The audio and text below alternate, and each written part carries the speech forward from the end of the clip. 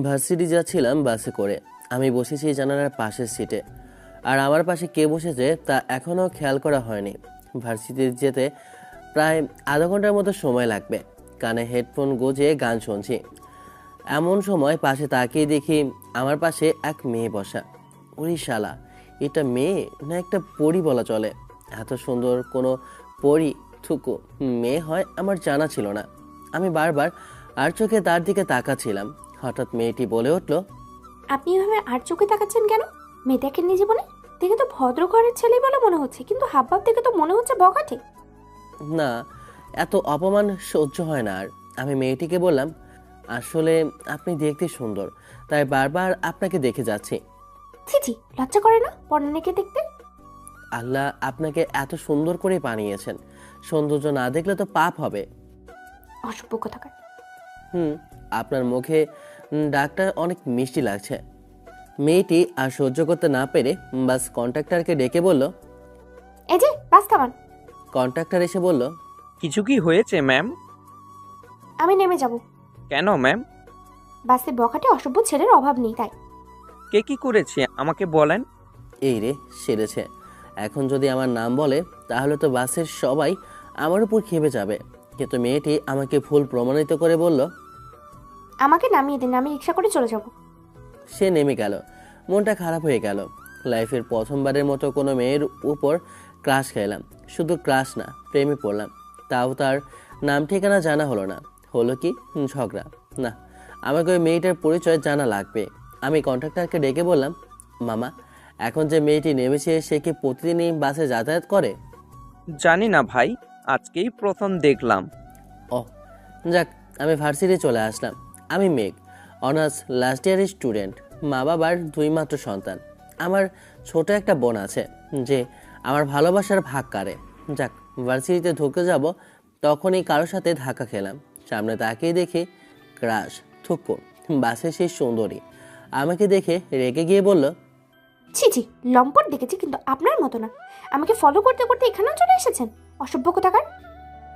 এই বলে সে হনহন করে হেঁটে চলে গেল। আমি ক্লাসরুমে চলে এলাম। মাথায় শুধু মেয়েটির কথাই ঘুরপাক খাচ্ছে। যাক, ক্লাস শেষে পেছনের সিটে বন্ধু রাভির সাথে বসে পড়লাম। আজকে নাকি নতুন স্যার নাকি ম্যাডাম আসবে, তাই ক্লাসের সবাই ওনাকে ওয়েলকাম জানানোর জন্য ক্লাসরুমটাকে সাজিয়েছে। এত আদিক্ষেতা কেন কেন করে বুঝি না। স্যারই তো এসে কি করবে, পড়িয়ে পড়িয়ে প্যারা দিবে এই আর কি। প্রথম ক্লাসে নাকি নতুন স্যার বা ম্যাডামের, সে যাই হোক, এতে আমার কি? আমি তো আর ক্লাসে মনোযোগী না। তো কিছুক্ষণ পর কেউ একজন আসলো আর সব স্টুডেন্ট দাঁড়িয়ে গেল। আমি বসে বসে মোবাইল টিপছি। প্রিন্সিপাল আমাকে দেখে বলল, এই বেয়াদ্দপ স্যার আসছে দেখো না। Sorry sir. ওমা, সামনে তাকিয়ে দেখি আমার ক্লাস প্রিন্সিপালের সাথে দাঁড়িয়ে।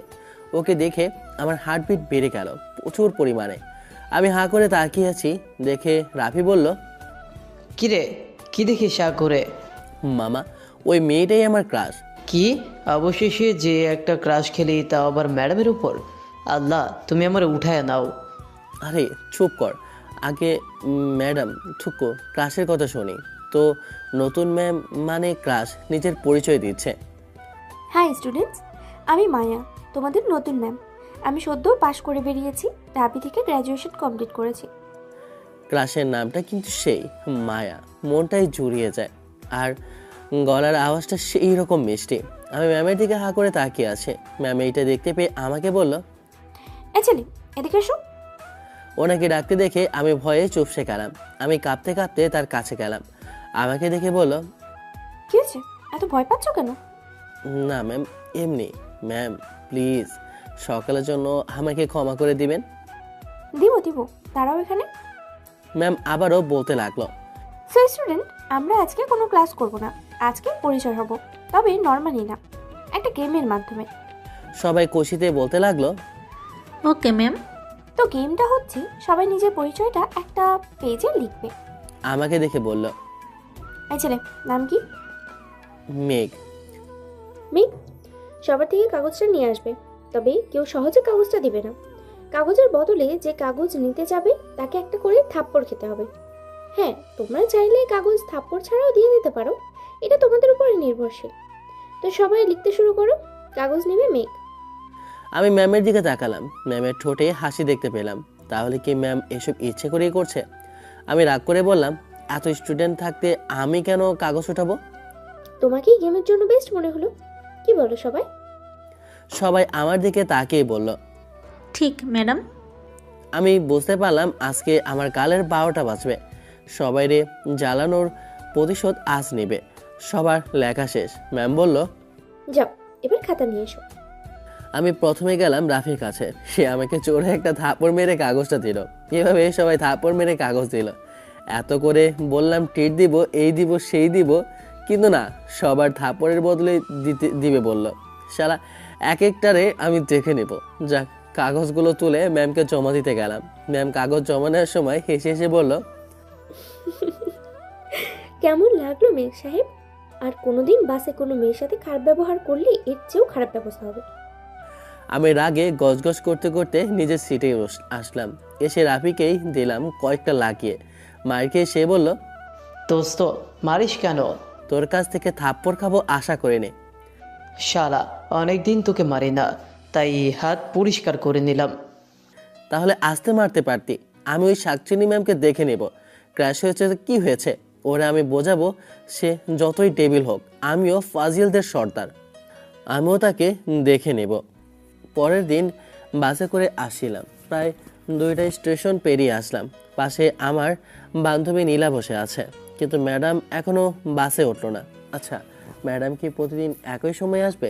পরের স্টেশনে বাস থামলো না, এবার ওঠেনি। মনে হয় ম্যাডামের বাড়ি এখানে না। বাস ছাড়তে শুরু করলো। এমন সময় কন্ট্রাক্টর বাস আবার থামালো, আর একটা মেয়ে উঠলো বাসে, কলাপাতা রঙের শাড়ি পরা। আমি হাঁ করে তাকিয়ে আছি। এইটা তো মায়া ম্যাডাম, মানে ওই ডেবিলটা। ওরে কিভাবে শিক্ষা দিব?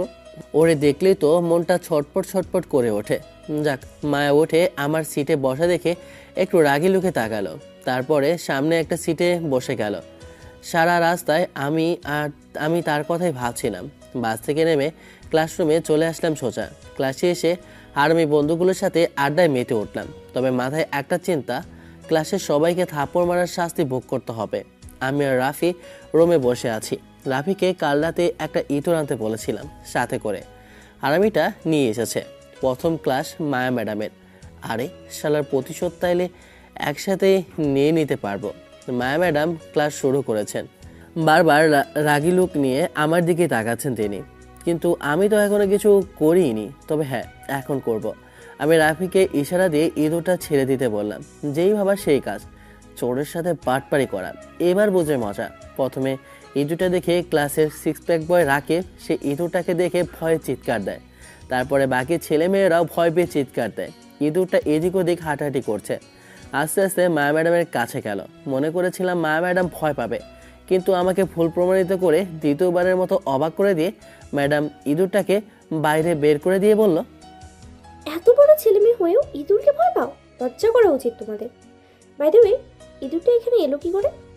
রাকিব দাঁড়িয়ে বলল, ম্যাম, এইটা ওই ফাজিল ম্যাগ এনেছে। আমি রাকিবকে বললাম, আব্বে হালা, তুই আমাকে এই ইঁদুরটা আনতে দেখেছিস? আর কিছু বলতে যাব তার আগেই মায়া ম্যাডাম রাগে গজগজ করতে করতে আমার কাছে এসে বলল, এত বড় হয়েছো কিন্তু জ্ঞান বাড়েনি। নিজেকে কি ফাজিলের সর্দার বলে মনে করো? অনেক বড় মনে করো? যাও, ক্লাস থেকে বেরিয়ে যাও, এক্ষুনি বেরিয়ে যাও। কিন্তু ম্যাম। কোনো কিন্তু না, যাও, get out from my class right now. আমি বেরিয়ে আসলাম। না, এই ডেবিলটাকে শিক্ষা দিতে হবে।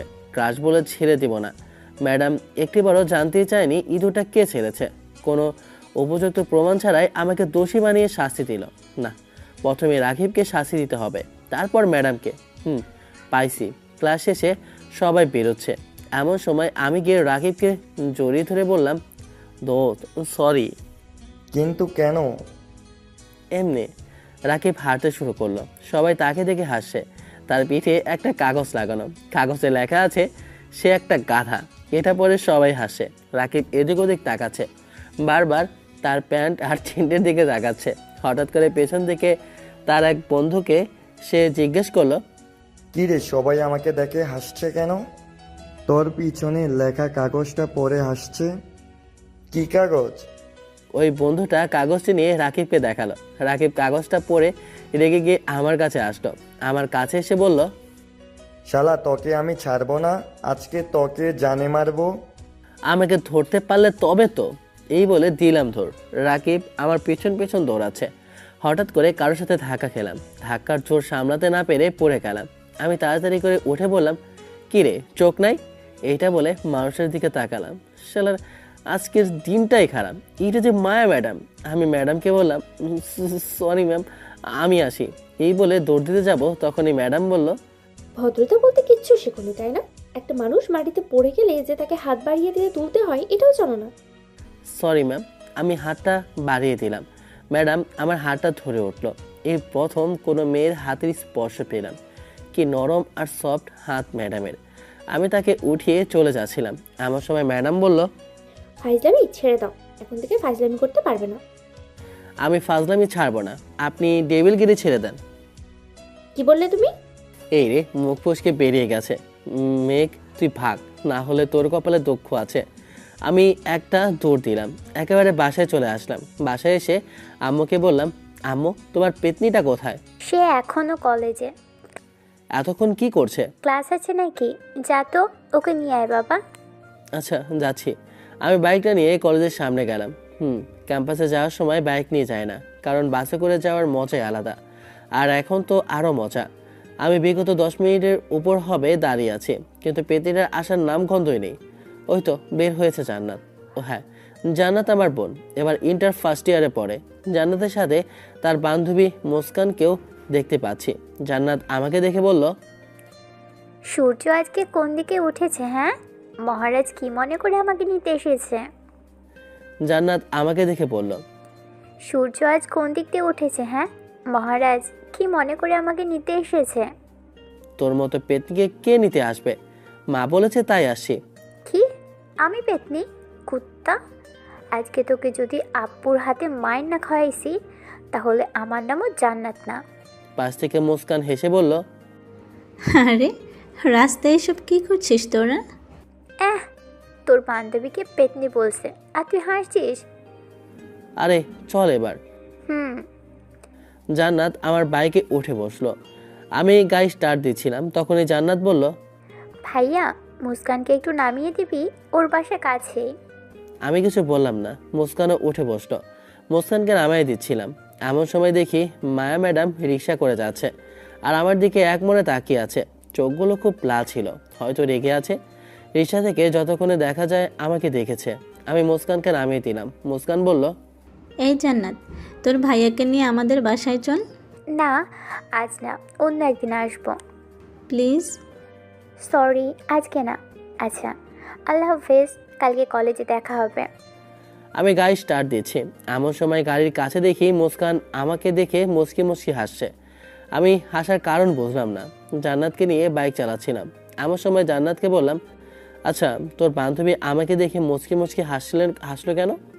ও মা, একটা মেয়ে কখন মুচকি মুচকি হাসে জানো না? না। প্রেমে পড়লে। তোর বান্ধবী কার প্রেমে পড়েছে? তোর। আমি বাইকটা জোরে ব্রেক করলাম। বোন বলল, এভাবে বাইক থামালি কেন? কে বললি তুই? হ্যাঁ, মুস্কান তোকে ভালোবাসে, আর মুস্কানকেও আমার ভাবি হিসেবে অনেক ভালো লাগে। বিয়ে করে নে ওকে।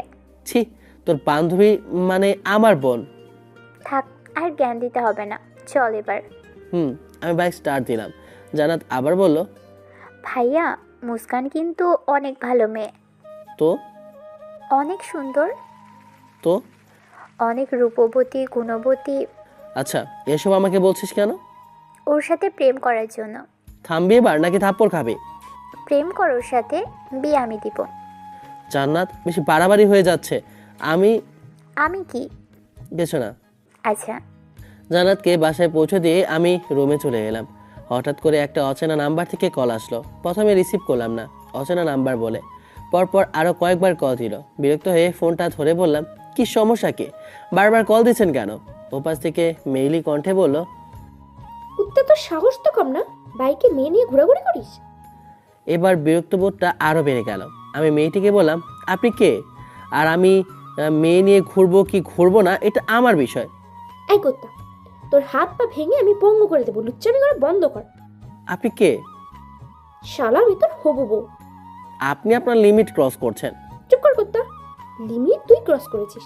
আজকের পর যদি আর কোনোদিন কোনো মেয়েকে তোর বাইকের পিছনে বসা দেখি তাহলে তোর খবর আছে।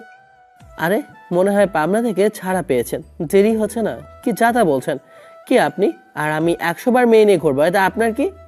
শালা লুচ্চা, তোরে আমি ভালোবাসি, ভালোবাসি বলে এতক্ষণ সহ্য করে আছি, নাহলে হাত পা ভেঙে দিতাম। আরে যান দেখি কি করতে পারেন। তুই কিন্তু আমার রাগ বাড়িয়ে দিচ্ছিস। আরে রাখেন, এই বলে ফোনটা রেখে দিলাম। আরে চিনি না জানি না কল দিয়ে হুমকে দেয়, আবার বলে ভালোবাসি। এটা কোন ধরনের ভালোবাসা? আমি ফ্রেশ হয়ে এসে একটা ঘুম দিলাম। ঘুম থেকে উঠে বাইরে আর যাই আড্ডা দিতে। বন্ধু মহলে গিয়ে দেখি রাফি, রাহাত, সিয়াম সবাই এসেছে। আমাকে দেখে রাহাত বলল, আরে মায়া ম্যাডামের জামাই আসছে, দেখ দেখ সবাই। পাশ থেকে সিয়াম বলল, শালা তো ম্যাডাম বিয়ে করবে, তাহলে আমরা কি? আমি তাদের বললাম, আব্বে হালারা, তোদের ভাবিকে নিয়ে ভদ্রদের সাথে কথা বল, তোদের ফিউচার ভাবি সে। রাফি বলল, কইছে তোরে, তোরে দেখলে ম্যাডামের কাজ হলে আর তোরে করবি বিয়ে? আরে দোস্ত, এইটা হচ্ছে ভালোবাসার প্রথম ধাপ। এবার বল আমার হেল্প করতে পারবে কিনা? কি হেল্প? ম্যাডামের বিষয়ে সব ডিটেলস এনে দে। দোস্ত, মায়া ম্যাডাম খুব সিধে সাধা, মাত্র পড়ালেখা শেষ করছে। কই থাকে তুই জানিস? মায়ের বাসায় তার মা বাবা আর একটা ছোট বোন আছে। ছোট বোনটা এখন কলেজে পড়ে, কোন কলেজে জানা নেই। বাবা রিটায়ার্ড আর্মি অফিসার, মা গৃহিণী, আর মায়ের ফেসবুক আইডি হচ্ছে স্পর্শী মায়া। ম্যাডামের সম্পর্কে আর কিছু জানি না। আব্বে হালা, এত ডিটেলস কিভাবে জানলি? শালা, জীবনে প্রথমবার ক্রাশ খাইলি আর বন্ধু হয়ে বন্ধুর ক্রাশের ডিটেলস রাখবো না, এইটা কি করে হয়? দোস্ত তোরা সেরা। থাক, পামনা দিয়ে এবার রেস্টুরেন্টে চল। আমার পকেট খালি। তোর পকেট খালি হলেও আরও খালি করবো, চল এবার। শালারা সবাই আমার 3000 টাকা হজম করে নিল। কি পেটুক বন্ধু, কিন্তু তাদেরকে অনেক ভালোবাসি। বন্ধু কি তাদের না দেখলে বুঝতেই পারতাম না। সবার থেকে বিদায় নিয়ে বাসায় আসলাম। বাসায় এসে একটু ফেসবুকে ঢুকলাম, তখনই দেখি একটা নতুন আইডি থেকে ফ্রেন্ড রিকোয়েস্ট আসলো। আইডির নাম মেঘা চৌধুরী। প্রোফাইলে একটা হাতের ছবি আর ছবিতে লেখা আছে মেঘ। আমি অ্যাভয়েড করলাম। তখন এই মোবাইলে সেই অচেনা নাম্বার থেকে কল আসলো। আমি কল রিসিভ করার সাথে সাথেই বলল, কিরে, আমার ফেসবুক রিকোয়েস্ট এখন অ্যাকসেপ্ট করিসনি কেন? আপনার সমস্যা কি? কি আপনি, কি আপনার পরিচয়, কি চান আমার থেকে? তোকে চাই, তোকে ভালোবাসি। আমি আপনাকে চিনি না, ভালোবাসা তো দূরের কথা। চিনবি, আগে ফেসবুক রিকোয়েস্ট অ্যাকসেপ্ট কর। না, করব না। তোরে আমি আমাকে কি? কাঁচা জিবিয়ে খাবো। আচ্ছা, আপনি কে সেটা বলুন। সময় হলে চিনতে পারবে, আগে রিকোয়েস্ট অ্যাকসেপ্ট করো। সরি, আমি ফোনটা কেটে দিলাম। তারপর ফেসবুক থেকে লগ আউট করে বেরিয়ে গেলাম। পরদিন ক্যাম্পাসে ঢুকছি, এমন সময় বন্ধু নীলা আমাকে ডাক দিল। আমি নীলার কাছে গেলাম। কি খবর দোস্ত? ভালো, তোর? আমি ভালো নাই। কেন রে? আরে ওই মায়া ম্যাডামকে কিভাবে পটাবো সেটা বুঝতে পারছি না। হারামি, ম্যাডামের সাথে প্রেম করবি? প্রেম করার মানুষের কি অভাব হয়েছে? অভাব হয়নি, কিন্তু মায়ার অভাব হয়েছে। সত্যি মায়ার মায়ায় আমি হারাতে চাই। নীলা আর কিছু বলল না, ওর মুখটা কালো হয়ে গেল। আমি নীলাকে বললাম, কিরে কি হয়েছিল তোর? কিছু না। তাহলে ক্লাসে চল। আমি আর নীলা একসাথে ক্লাসে গেলাম। এই রে, কাম সেরেছে। ক্লাস শুরু হয়েছে, আরও 10 মিনিট চলে গেল। আমি এখনও বাইরে। আমি আর নীলা দরজার সামনে এসে দেখি মায়া ম্যাডাম ক্লাস নিচ্ছেন। উফ, কি যে সুন্দর লাগছে। সুন্দর করে হিজাব করে এসেছে, বোরকা পরা, কিন্তু মুখটা দেখা যাচ্ছে, তাই একটু রাগ হলো। এত পর্দা যখন করতে পেরেছে, তাহলে আর একটু করে মুখটা ঢেকে আসলে কি হতো? আমি আর নীলা একসাথে বললাম, ম্যাম আসবো? ম্যাম আসবো? ম্যাম আমার আর নীলার দিকে রাগি লোক নিয়ে তাকিয়ে বলল, ভার্সিটিতে কি প্রেম করতে আসো? জি ম্যাম, বুঝতে পারলাম না আপনার কথা। এত লেট কেন? ম্যাম না মানে এটা তোমার বাসা না যে যখন ইচ্ছে ক্লাসে আসবে, যখন ইচ্ছে চলে যাবে। এটা ক্লাস, ক্লাসের বাইরে দাঁড়িয়ে থাকো। আর তুমি, তোমার নাম কি? পাশ থেকে নীলা বলল, জি ম্যাম, আমার নাম নীলা। তুমি ভিতরে আসো। আর মেয়ে, তুমি বাইরে দাঁড়িয়ে থাকো। মাথাটা খারাপ হয়ে গেল। নীলা তো দেরি করেছে, তাহলে ওকে কেন ভেতরে যাইতে বলল? ম্যাডাম দেখি ক্লাসে মনোযোগ দিল। আমি ওনার দিকে হা করে তাকিয়ে আছে, কিন্তু ওনার চোখগুলো লাল হয়ে আছে, হয়তো রেগে আছে। আবার প্রেমে পড়ে গেলাম। কোনো মতে ক্লাসটা শেষ হলো। ক্লাস শেষে ম্যাম বেরিয়ে যাওয়ার সময় বলল, পরের বার থেকে আর দেরি যেন না হয়। আমি কিছু না বলে ক্লাসে ঢুকে গেলাম। ক্লাসে গিয়ে রাফির কাছে গেলাম। রাফিকে বললাম, দোস্ত, মায়া ম্যাডামের থেকে প্রতিশোধ নিতে হবে। কিসের প্রতিশোধ? আরে বল, উনি আমাকে দাঁড় করে রাখছেন, এটার প্রতিশোধ। কি করবি বল? শোন তাইলে। আমি রাফিকে সব প্ল্যান বুঝিয়ে দিলাম। রাফি কল দিল মায়াকে। আমি কথা বলছি। কেমন আছো মায়া? জি ভালো, আপনাকে তো ঠিক চিনতে পারলাম না। আমি আপনার একজন প্রেমিক, প্রফেশনাল প্রেমিক। অসভ্যের মতো কথা বলছেন কেন? আর নিজের পরিচয় দেন না হলে ফোনটা রাখছি। আচ্ছা, আজ এই কলেজ ছুটির পর বাস স্টপে দাঁড়াবেন, আমি আসবো। হ্যালো হ্যালো, কে আপনি? আমি ফোনটা কেটে দিলাম। রাফিকে বললাম, দেখ, আজকে ওকে দাঁড় করায় রাখবো। ক্লাস শেষে আমি বের হচ্ছি, এমন সময় নীলা এসে বলল, মেঘ, বল। কিছু কথা আছে। পরে শুনবো, আগে মায়া ম্যাডামকে একটু শাস্তি দিই। চল রাফি, আসি দোস্ত। আমি চলে আসলাম। বাস স্ট্যান্ডে গিয়ে দেখি ম্যাডাম দাঁড়িয়ে আছে। আমি আর রাফি লুকিয়ে ম্যামকে কল দিলাম। কল ধরার সাথে সাথে ম্যাম বিরক্তি নিয়ে বলল, কই আপনি? এই তো আসতেছি, 5 মিনিট অপেক্ষা করেন। হুম।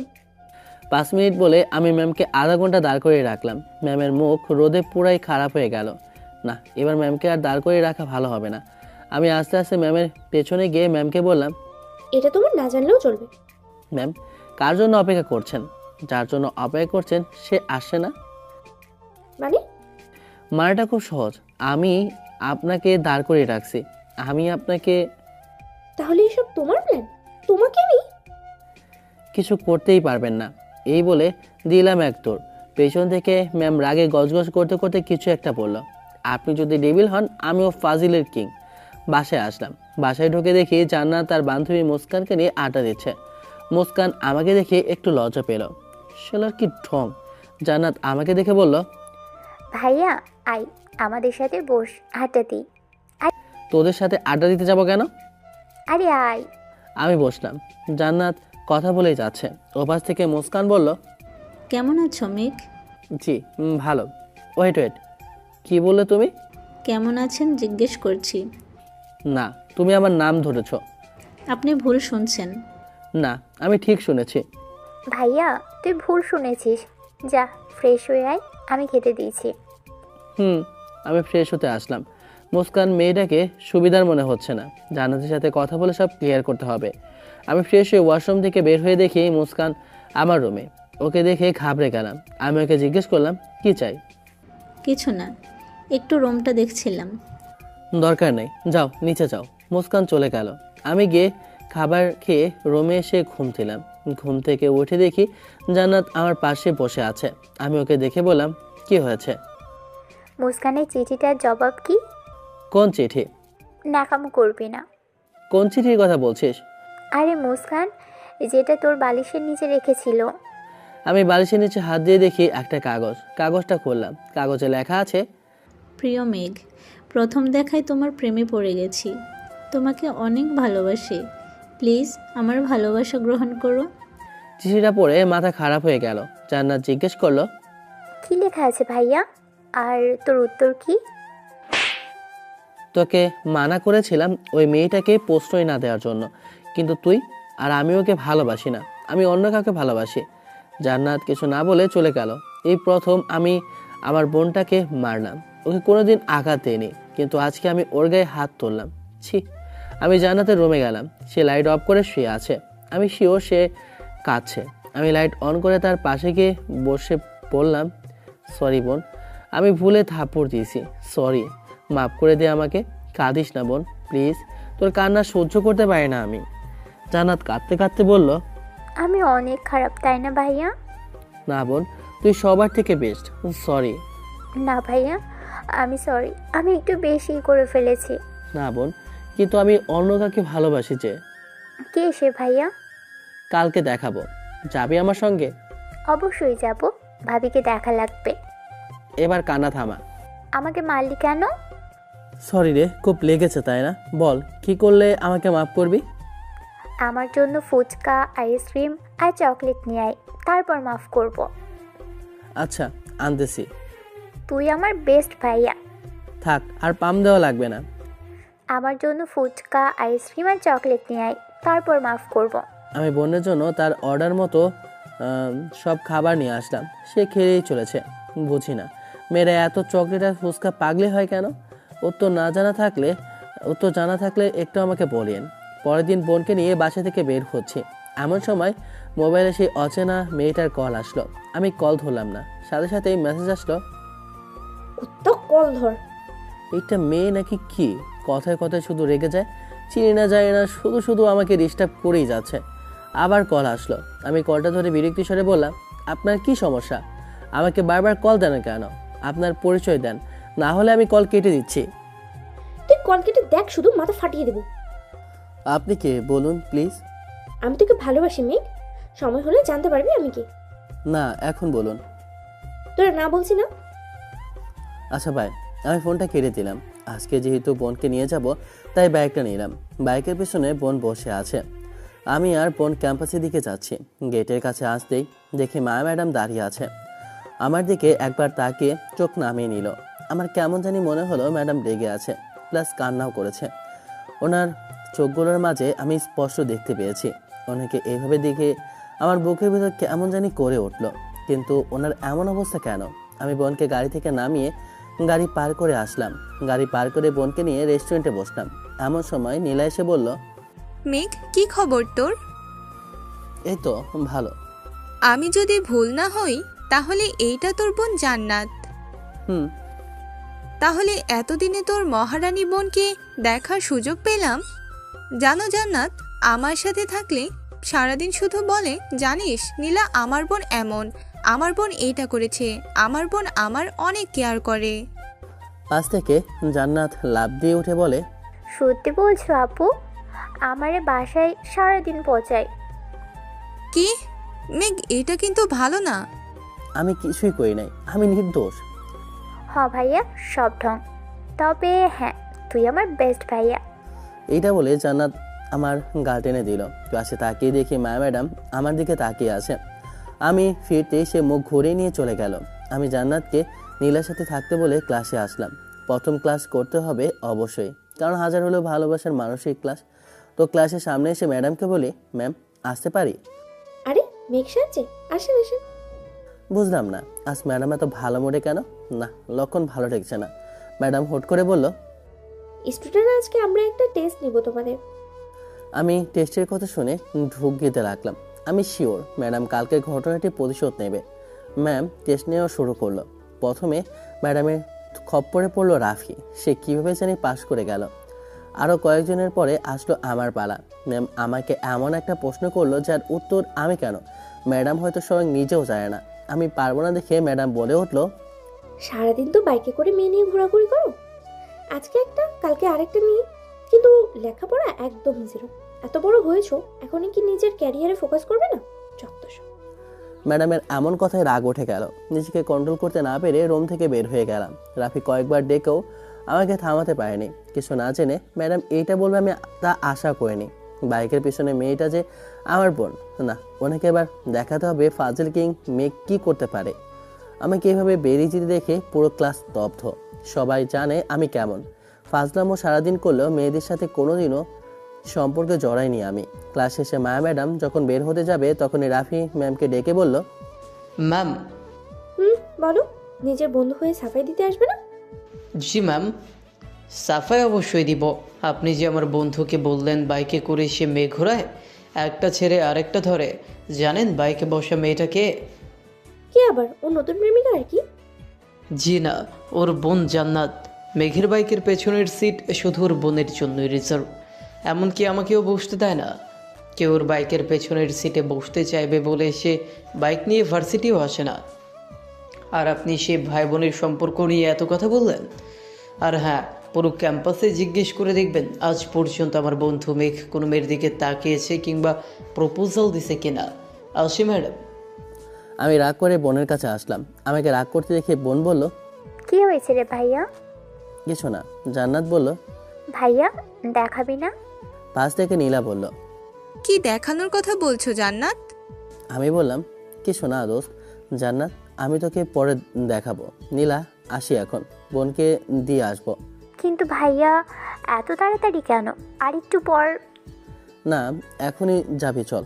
আমি জান্নাতকে নিয়ে বাইক স্টার্ট দিচ্ছি। আমার সময় দেখি মায়া ম্যাডাম জানলা দিয়ে আমার দিকে তাকিয়ে আছে, চোখটা কেমন ভিজে গেছে। না, আমাকে দুর্বল হলে চলবে না, ওনাকে শাস্তি দিতেই হবে। আমি জান্নাতকে নিয়ে বাসায় চলে আসলাম। জান্নাত আমার উপর রাগ করে বলল, ভাইয়া কি হয়েছে তোর? ভাবিকে না দেখিয়ে নিয়ে আসলি যে? অন্য একদিন দেখাবো, যা ফ্রেশ হয়ে খেতে আয়। হুম।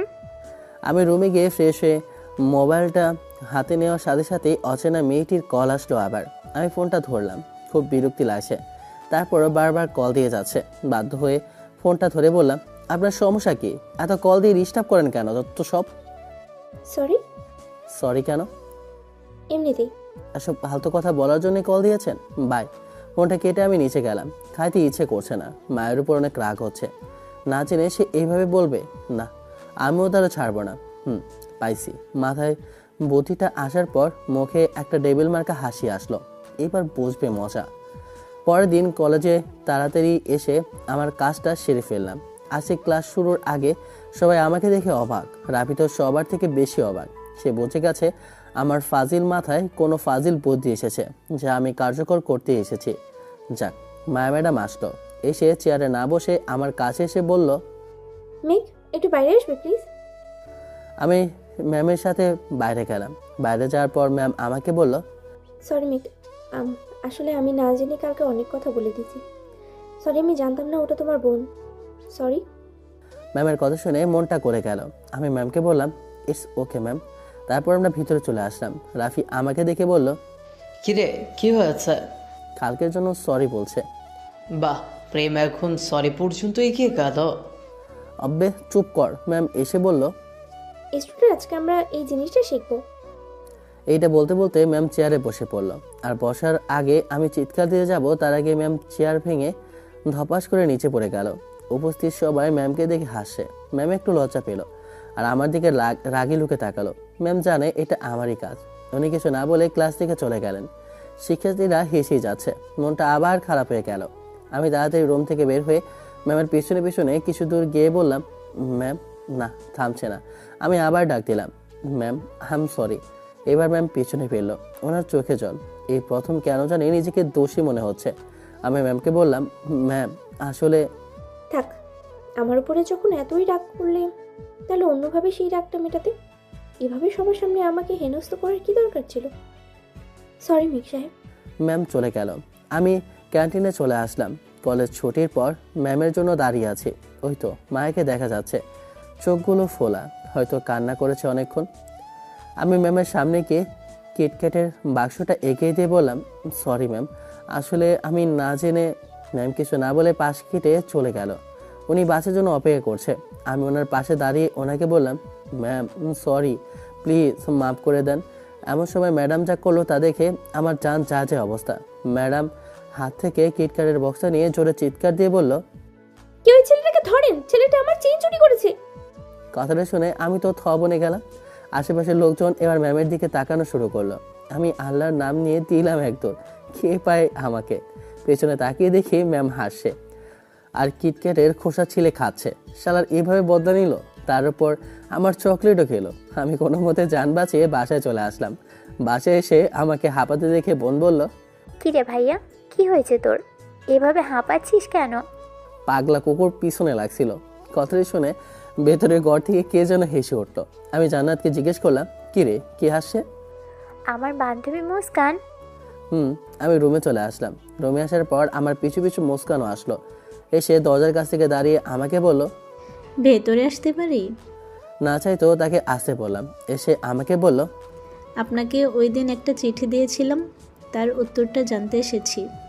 কি চিঠি? এত ঢং করেন কেন? মুখ সামলে কথা বলুন। আচ্ছা সরি, প্লিজ উত্তরটা বলুন। আপনি যা ভাবছেন তা কখনো সম্ভব না, প্লিজ চলে যান। মুস্কান আমাকে বলল, সত্যি আমি তোমাকে অনেক ভালোবাসি মেঘ, তোমাকে ছাড়া আমি বাঁচব না। প্লিজ, আমি তোমাকে অনেক ভালোবাসি। আমি ভালোবাসি না, প্লিজ চলে যান। না, আমি যাব না। আমি চিৎকার করে জান্নাতকে বললাম, জান্নাত তোর বান্ধবীকে নিয়ে যা। জান্নাত দৌড়ে এসে বলল, কি হয়েছে ভাইয়া? তোর বান্ধবীকে নিয়ে যা। কি হয়েছে মুস্কান? মুস্কান কিছু না বলে জান্নাতের সাথে চলে গেল। কি একটা অবস্থা, মাত্র কলেজে পড়ে আর আমাকে ছাড়া নাকি বাঁচবে না। এইসব আবেগ কই যে রাখে।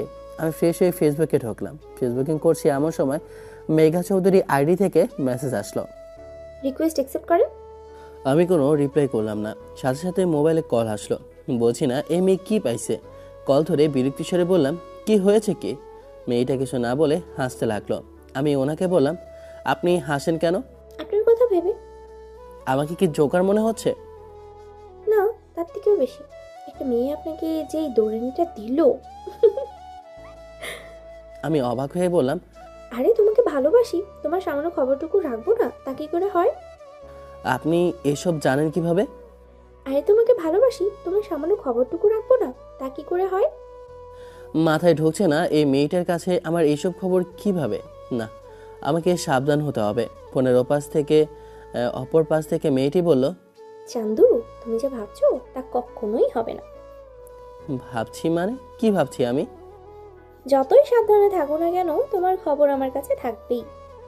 এই রে, এই মেয়েটা কিভাবে আমার কথা বুঝতে পারছে? না, এর সাথে বেশিক্ষণ কথা বলে পাগল হয়ে যাব আমি। আমি আর কিছু না বলে ফোনটা কেটে দিলাম।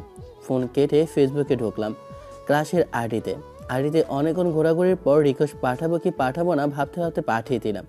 ও মা, সাথে সাথে দেখি অ্যাকসেপ্ট করলো। আমি মেসেজ দিলাম, আসসালামু আলাইকুম। ওয়ালাইকুম আসসালাম। আপনি কি? কেন, আমাকে চেনেন না? না তো। তাই এত দৌড়ানোর পরে বলেন চেনেন না? আচ্ছা আচ্ছা, মেঘ তুমি? হ্যাঁ বলো। আরে শালা, এইটা তো দেখি আমার না চেনার ভাব করতেছে। এত দৌড়ানোর পরও আমাকে নাকি চেনে না। আমি বললাম, জি ম্যাম, কেমন আছেন?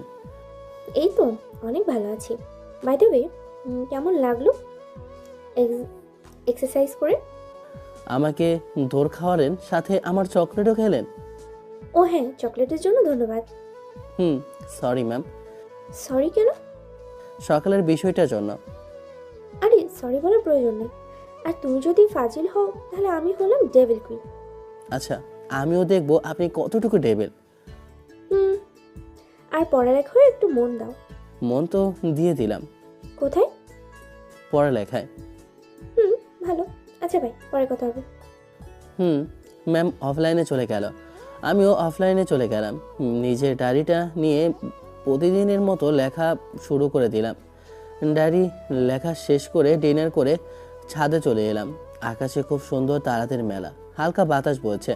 কেন জানি মায়ের কথা ভাবতে খুব ইচ্ছে হচ্ছে। ভাববো কি তাকে নিয়ে কিছুক্ষণ? ভাবার কি দরকার? সে তো আমার ভাবনা, আমার কল্পনা সবটাই জুড়ে দখল করে আছে। তারা দেখায় ব্যস্ত হয়ে গেলাম। ফোনটা বেজে উঠলো। স্ক্রিনে তাকিয়ে দেখি অচেনা মেয়েটি। ফোনটা ধরে বললাম, জি বলুন। ওই সময় ফোনটা কেটে দিলেন কেন? এমনিতেই। আচ্ছা, আপনি এমন কেন? কেমন? জানেন, আকাশে কিন্তু খুব সুন্দর করে তারারা খেলা করছে। আপনার কি ইচ্ছে করে না তারা দেখার? না। কেন? খোলা আকাশ আমার ভালো লাগে না। তাই তো ছাদে বসে আকাশ পানে তাকিয়ে আছেন। বুঝলাম না। ছাদে বসে বসে কি করেন তাহলে? কই, আমি তো নিচের রুমে। আপনাকে স্পষ্ট দেখা যাচ্ছে। আপনাকে বলেছিলাম আপনার প্রতিটা মুহূর্তের খবর আমি রাখি। বাই দ্য ওয়ে, আজকের পর আর ওই মেয়েটা আপনাকে ডিস্টার্ব করবে না। কোন মেয়েটা? ওই মুস্কান মেয়েটি। মানে? ওমা, আপনি কেন প্রপোজ করছে সে? আপনি জানেন কিভাবে? সত্যি করে বলুন তো, কে আপনি? আপনাকে ভালোবাসি। আপনাকে চিনি না জানি না, ভালোবাসার কথা আসলো কোথা থেকে? আমাকে চিনতে হবে না, শুধু ভালোবাসলেই হবে। সরি, রাখি, আল্লাহ হাফেজ। ফোনটা রেখে আমি রুমে ফিরে আসলাম। না, আমাকে খুঁজে বের করতে হবে কে এই মেয়ে, কেনই বা আমার পিছু লেগেছে, জানা দরকার। পরদিন ক্যাম্পাসে বসে আছি রাফির সাথে। রাফিকে বললাম, দোস্ত, একটা মেয়ে কল দিয়ে বলে ভালোবাসি। কি বলিস? শালা, তোর তো কপাল খুলে গেছে। আরে পুরো কথাটা তো শুনবি আগে। বল। মেয়েটা আমার উপর নজর আছে। আমার মনে হয় মেয়েটি আমার পরিচিত। তুই একটা কাজ কর। কি? মেয়েটাকে খুঁজে বের কর। এই নে নাম্বার। ওকে মামা, আমি দেখি। এবার ক্লাসে চল। দুজনে ক্লাসে ঢুকলাম। কিছুক্ষণ পর ক্লাস আসলো। ক্লাস নেওয়া শুরু করলো। আমি হাঁ করে ক্লাসকে দেখাই ব্যস্ত। অর্থাৎ ক্লাস মানে ম্যাম আমাকে ডাক দিল। মেঘ? জি। এই সলিউশনটা করো। আমি বোর্ডে গিয়ে সবার আগে সলিউশনটা করলাম। ম্যাম আমাকে বলল, বাহ, এত তাড়াতাড়ি কিভাবে করলে এটা? এইটা খুব সহজ সলিউশন। তোমার মাথায় তো অনেক ট্যালেন্ট, তাহলে সারাদিন ফাইজলামি করো কেন? একটু পড়ালেখায় মনোযোগ দাও। চেষ্টা করব। হাজার হলো আপনি বলছেন। মানে? না মানে জি ম্যাডাম, আমি চেষ্টা করব। ভালো, যাও এবার সিটে যাও। আমি সিটে চলে গেলাম। ক্লাস শেষে ম্যাম চলে গেল। আবার বোরিং লাগা শুরু হয়ে গেল। একটু ক্যান্টিনে যাওয়া দরকার। ক্যান্টিনে ঢুকে বসতে যাব, এমন সময় দেখি মায়া কোনো একটা ছেলের সাথে বসে কফি খাচ্ছে আর হেসে হেসে কথা বলছে। এইটা দেখে মাথা পুরাই খারাপ হয়ে গেল। তবুও নিজেকে সংযত করে রাগ নিয়ে চলে আসলাম। তার মানে কি ম্যাডামের বয়ফ্রেন্ড আছে?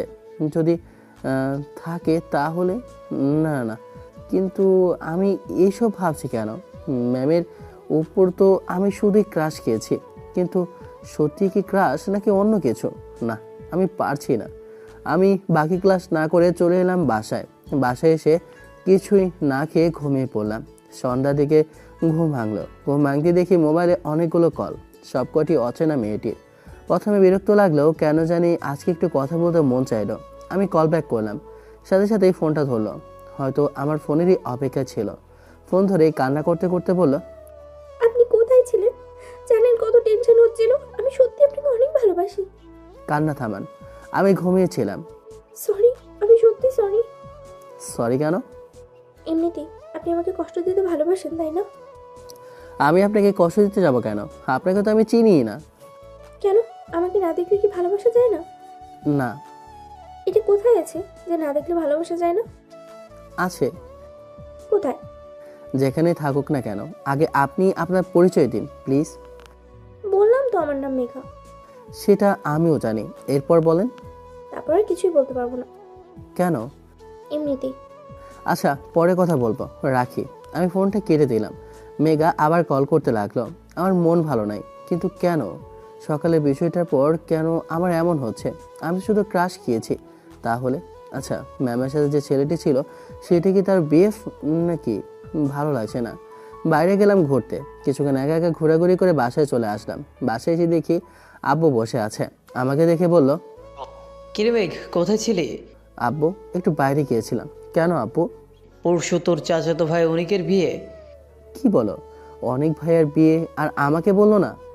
আরে হঠাৎ করেই বিয়ে ঠিক হয়ে গেল, তাই তুই আজকেই যাবি বিকেলে, আর আমরা সবাই কালকে যাব।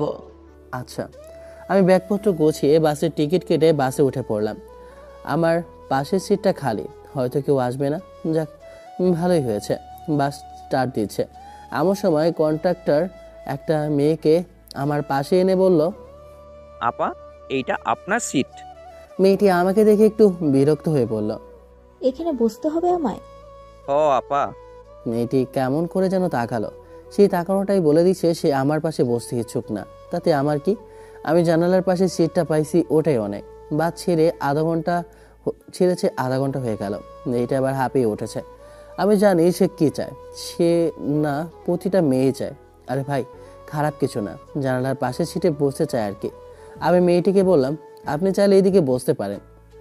মেয়েটি কিছু না বলে উঠে দাঁড়ালো। তারপর আমি বের হওয়ার সাথে সাথে সে আমার সিটে খপ করে বসে গেল। আমি তার সিটে বসলাম। তার থেকে থ্যাঙ্কস পাবো আশা করিনি। আমাকে ভুল প্রমাণিত করে মেয়েটি আমাকে বলল, ধন্যবাদ। আমি কিছু না বলে কানে হেডফোন গুঁজে দিয়ে গান শুনতে ব্যস্ত। মেয়েটি রাগ করে জানালার বাইরে তাকিয়ে কিছু একটা বলছে, সেটাও খেয়াল করলাম আর চোখে। আমি মায়ের ভাবনার মগ্ন, কিন্তু যখনই সকালের বিষয়টার কথা মনে পড়ে তখনই মনটাই খারাপ হয়ে যায়। ঘড়িতে তাকিয়ে দেখি বিকাল 5টা বাজে, আরও 1 ঘন্টার মতো লাগবে। আমি মোবাইলটা হাতে নিয়ে ফেসবুকিং করছিলাম। মেয়েটি আমাকে বলল, আচ্ছা, আপনার নাম কি? জি। আমাকে বলছেন? এই মা, আপনি ছাড়া এখানে কেউ আছে নাকি? জি। বলে কি হবে? আপনি তো দেখি আরেক অদ্ভুত মানুষ। কেন? আপনাকে প্রশ্ন করি, একটা উত্তর দেন আরেকটা। জি। আমি মেঘ। আবার আমারটাকে জিজ্ঞেস করবেন না? জি বলুন। কি বলতাম? জিজ্ঞেস না করলে বলবো কিভাবে? জি। আপনার নাম কি? আমার নাম ইরা। হুম। আপনার পাশে একটা সুন্দরী মেয়ে বসে আছে, আর আপনার কথা বলতে ইন্টারেস্ট হচ্ছে না? সুন্দরী? এই, আপনি হাসছেন কেন? সুন্দরী বলেছেন তাই। কেন, আমি সুন্দর না? অবশ্যই না। মেয়েটির আগে অন্যদিকে মুখ ঘুরিয়ে নিল। আমি বললাম, সরি। আপনি হাসেন কেন? না মানে, আমার একটা এবিলিটি আছে, বুঝছেন? এবিলিটি হচ্ছে যে কারোর সাথে মিথ্যের আগের অভিনয়টা খুব ভালো পারি। তার মানে হুম। আপনিও আমার মতো ফাজিল টাইপসের, তবে আমার থেকে কম। না, আমি বেশি। আচ্ছা আচ্ছা, বেশি। তো কোথায় যাবেন? চাচাতো ভাইয়ের বিয়েতে। আপনি? আমিও আমার কাজিনের বিয়েতে যাচ্ছি। তো কোথায় যাবেন? জামালপুর। আমিও তো সেখানে যাব। তো কোন ক্লাসে পড়েন? আমি অনার্স লাস্ট ইয়ার। আপনি? আমি নিউ ফার্স্ট ইয়ারে ভর্তি হয়েছি। কোন ভার্সিটি? ঢাবি। আমিও তো সেখানে। দেখবেন একই জায়গায় পড়ি কিন্তু কোনো দিন কাউকে দেখিনি। প্রকৃতি আমাদের দেখা হওয়াটা পূর্ব নির্ধারিত করে রেখেছে তাই। হুম। দেখতে দেখতে আমরা আমাদের গন্তব্যে পৌঁছে গেলাম। বাস থেকে নেমে মেয়েটি বলল, তাহলে ক্যাম্পাসে দেখা হবে। হুম। আপনি বাকিদের থেকে আলাদা। কেন? আপনার জায়গায় অন্য কেউ হলে নাম্বার খুঁজতো। জি, নাম্বার খোঁজা আমার স্বভাব না। জানি। কিভাবে? মানুষকে দেখেই বোঝা যায়। হয়তো। আসি। আমি বিদায় নিয়ে রিক্সায় উঠলাম। চাচার বাসার গেটের সামনে এসে ভাড়া মেটাচ্ছি। তখন দেখি মেয়েটা রিক্সা থেকে নেমে আমাকে দেখে বলল, আপনাকে দেখি তো সত্যি বোঝা কঠিন। নাম্বার না নিয়ে আমার পিছু পিছু চলে আসলেন। এই যে মিস, মাইন্ড ইউর ল্যাঙ্গুয়েজ। আপনাকে ফলো করতে যাব কোন দুঃখে? এইটা আমার চাচার বাড়ি, আর আমার চাচাতো ভাইয়ের বিয়েতে এসেছে। ওয়েট, আপনার চাচার বাসা মানে? অনিক ভাইয়া আপনার? ও, আমার চাচাতো ভাই। অনিক ভাইয়া আমার ফুফাতো ভাই। আমাদেরকে ঝগড়া করতে দেখে চাচি বাইরে এসে আমাদের দুজনকে দেখে বলল, কি রে মেঘ, কি হয়েছে? আরে ইরা, তুই কবে এলি রে? এইমাত্র এলাম ফুপু। আয় ভিতরে আয়। মেঘ, আয় বাবা। আমি আর ইরা ভিতরে গেলাম। ভিতরে গিয়ে ইরা বলল, সরি, আসলে আমি। থাক, সমস্যা নেই, একটু মিস্টেক হতেই পারে, ইটস ওকে। ধন্যবাদ। আমরা নিজ নিজ রুমে চলে গেলাম। ফ্রেশ হয়ে এসে খাবার টেবিলে বসে চাচিকে বললাম, চাচি খুব ক্ষুধা লেগেছে, খেতে দাও। এমন সময় ইরাও এসে চেয়ারে বসতে বসতে বলল, ফুপু খেতে দাও। আরে দাঁড়া দাঁড়া, দিচ্ছি তো। চাচি আমাদের খেতে দিল। পেছন থেকে কে যেন কাঁধে হাত দিয়ে বলল, কিরে ফাজিল, কবে এলি? গলা শুনে বুঝে গেলাম চাচা যান। এই তো চাচা, এখন এলাম, বসেন, খাবার খান। আমি খেয়েছি, তোমরা খাও। তো ইরা মামুনি, কি খবর তোমার? এই তো ভালো ফুপা। তোমার মা বাবা আসবে না? ফুপা বাবা বাইরে আছে, আম্মু কালকে চলে আসবে। আর মেঘ, তোর আব্বু আম্মু কবে আসবে? তোর বাপটা জীবনও মানুষ হবে না, কোনোদিনও কোনো কাজে পাইলাম না তাকে। তার একমাত্র বড় ভাইয়ের ছেলের বিয়ে বলে কথা, আর সে কিনা আসেনি এখনো। চাচা, আব্বু আম্মুরা কালকে আসবে, আর চিন্তা করতে হবে না, আমি আছি তো।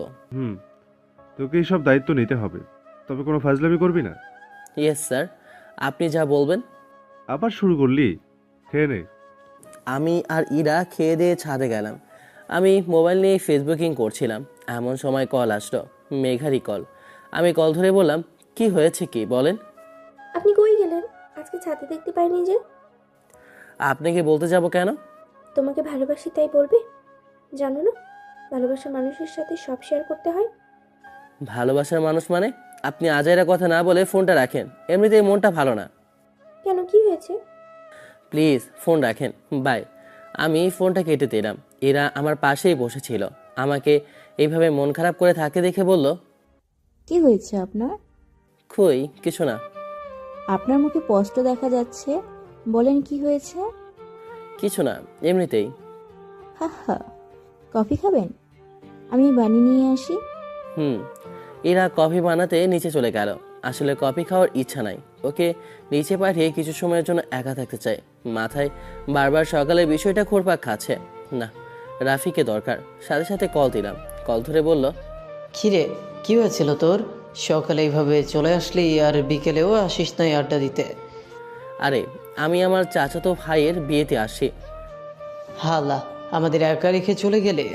আরে বাল, কল সে জন্যই দিছি, কাল ভাইয়ার মেহেদি, তাই কালকে দুপুরের আগে সবাইকে নিয়ে চলে আসবে। আচ্ছা দোস্ত, অনেক দিন দাওয়াত খায় না, তোর উসিলায় একটা খাইতে পারবো। আচ্ছা, সকালে কি হয়েছিল? কিছু না। তুই না বললেও বুঝি দোস্ত। আমি আসি, তারপর সব দেখে নিব। আমি ফোনটা কেটে ফেসবুকে ম্যাডামের আইডিতে ঢুকলাম। ভালো লাগছিল না, তাই ফেসবুক থেকে বের হয়ে যাব এমন সময় ম্যাডাম মেসেজ দিল। কেমন আছো মেয়ে? আপনাকে বলতে বাধ্য নই। কি হয়েছে তোমার? জি কিছু না, আল্লাহ হাফেজ। ফেসবুক থেকে বের হয়ে অফলাইন চলে গেলাম। এরা কফি নিয়ে এসে আমার দিকে এক কাপ কফি এগিয়ে দিয়ে বলল, খেয়ে দেখেন মন ভালো হয়ে যাবে। আমি এক চুমুক খেয়ে দেখলাম সত্যি কফিটা অনেক ভালো হয়েছে। আমি ইরাকে বললাম, অনেক ভালো কফি বানাতে পারেন আপনি, যার বউ হয়ে যাবেন সে শুধু কফিই খেতে চাইবে। আপনি তো দেখি হাসতেও পারেন। এইটা আমার রক্তে মিশে আছে, তাই তো সবাই ফাজিল উপাধি দিয়েছে। আচ্ছা, আমাদের কলেজে যে নতুন ম্যাডাম এসেছে ওনার নাম কি? জানি না। কি বলেন? আমার জানা মতে প্রথম ক্লাস তো উনি আপনাদের ডিপার্টমেন্টে নেই। তো আমি যাই ক্লাস করতে, ম্যাডামের নাম জানতে না। আমি আসি, নিচে চলে আসলাম। কেন যে বারবার ম্যাডামের কথাই মনে পড়ছে। না, উনি ওনার বিএফকে নিয়ে খুশিতে থাকুক, আমি ওনার লাইফে কেউ না, আমি আমার মতো থাকবো। নিচে এসে অনেক ভাইয়ের রুমে গেলাম। ভাইয়া বসে বসে ফোন টিপছে বললে ভুল হবে, কথা বলছে হয়তো ভাবির সাথে। আমি ভাইয়াকে বললাম, ভাইয়া আসবো? আরে মেঘ, ছোট ভাই আমার, বসে পড়। ওয়েট, ছোট মানে? আমি জাস্ট 1 বছরের জুনিয়র, মাইন্ডেড। ওই 1 বছর হোক বা একদিন, ছোট তো ছোটই। দাদ, তোমার সাথে আজ এরা কথা বলে লাভ নেই। আমি চলে আসতে যাব এমন সময় ভাইয়ার হাত থেকে মোবাইলটা নিয়ে বললাম, ভাবি, ভাইয়া অদরা নামে একটা মেয়ের সাথে প্রেম করতো, পুরোটা মিশা কথা। আমি এই বলে মোবাইল রেখে দিলাম দৌড়।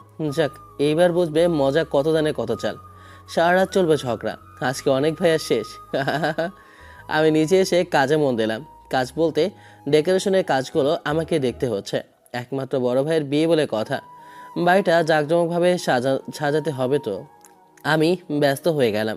মোবাইল সেই পকেটে রেখেছি আর হাতে নিয়ে নাই। তো রাত 12টার পর ফ্রি হলাম, ঘুম আসে না, তাই গোসল করে ছাদে গেলাম একটু খোলা আকাশের নিচে বসতে।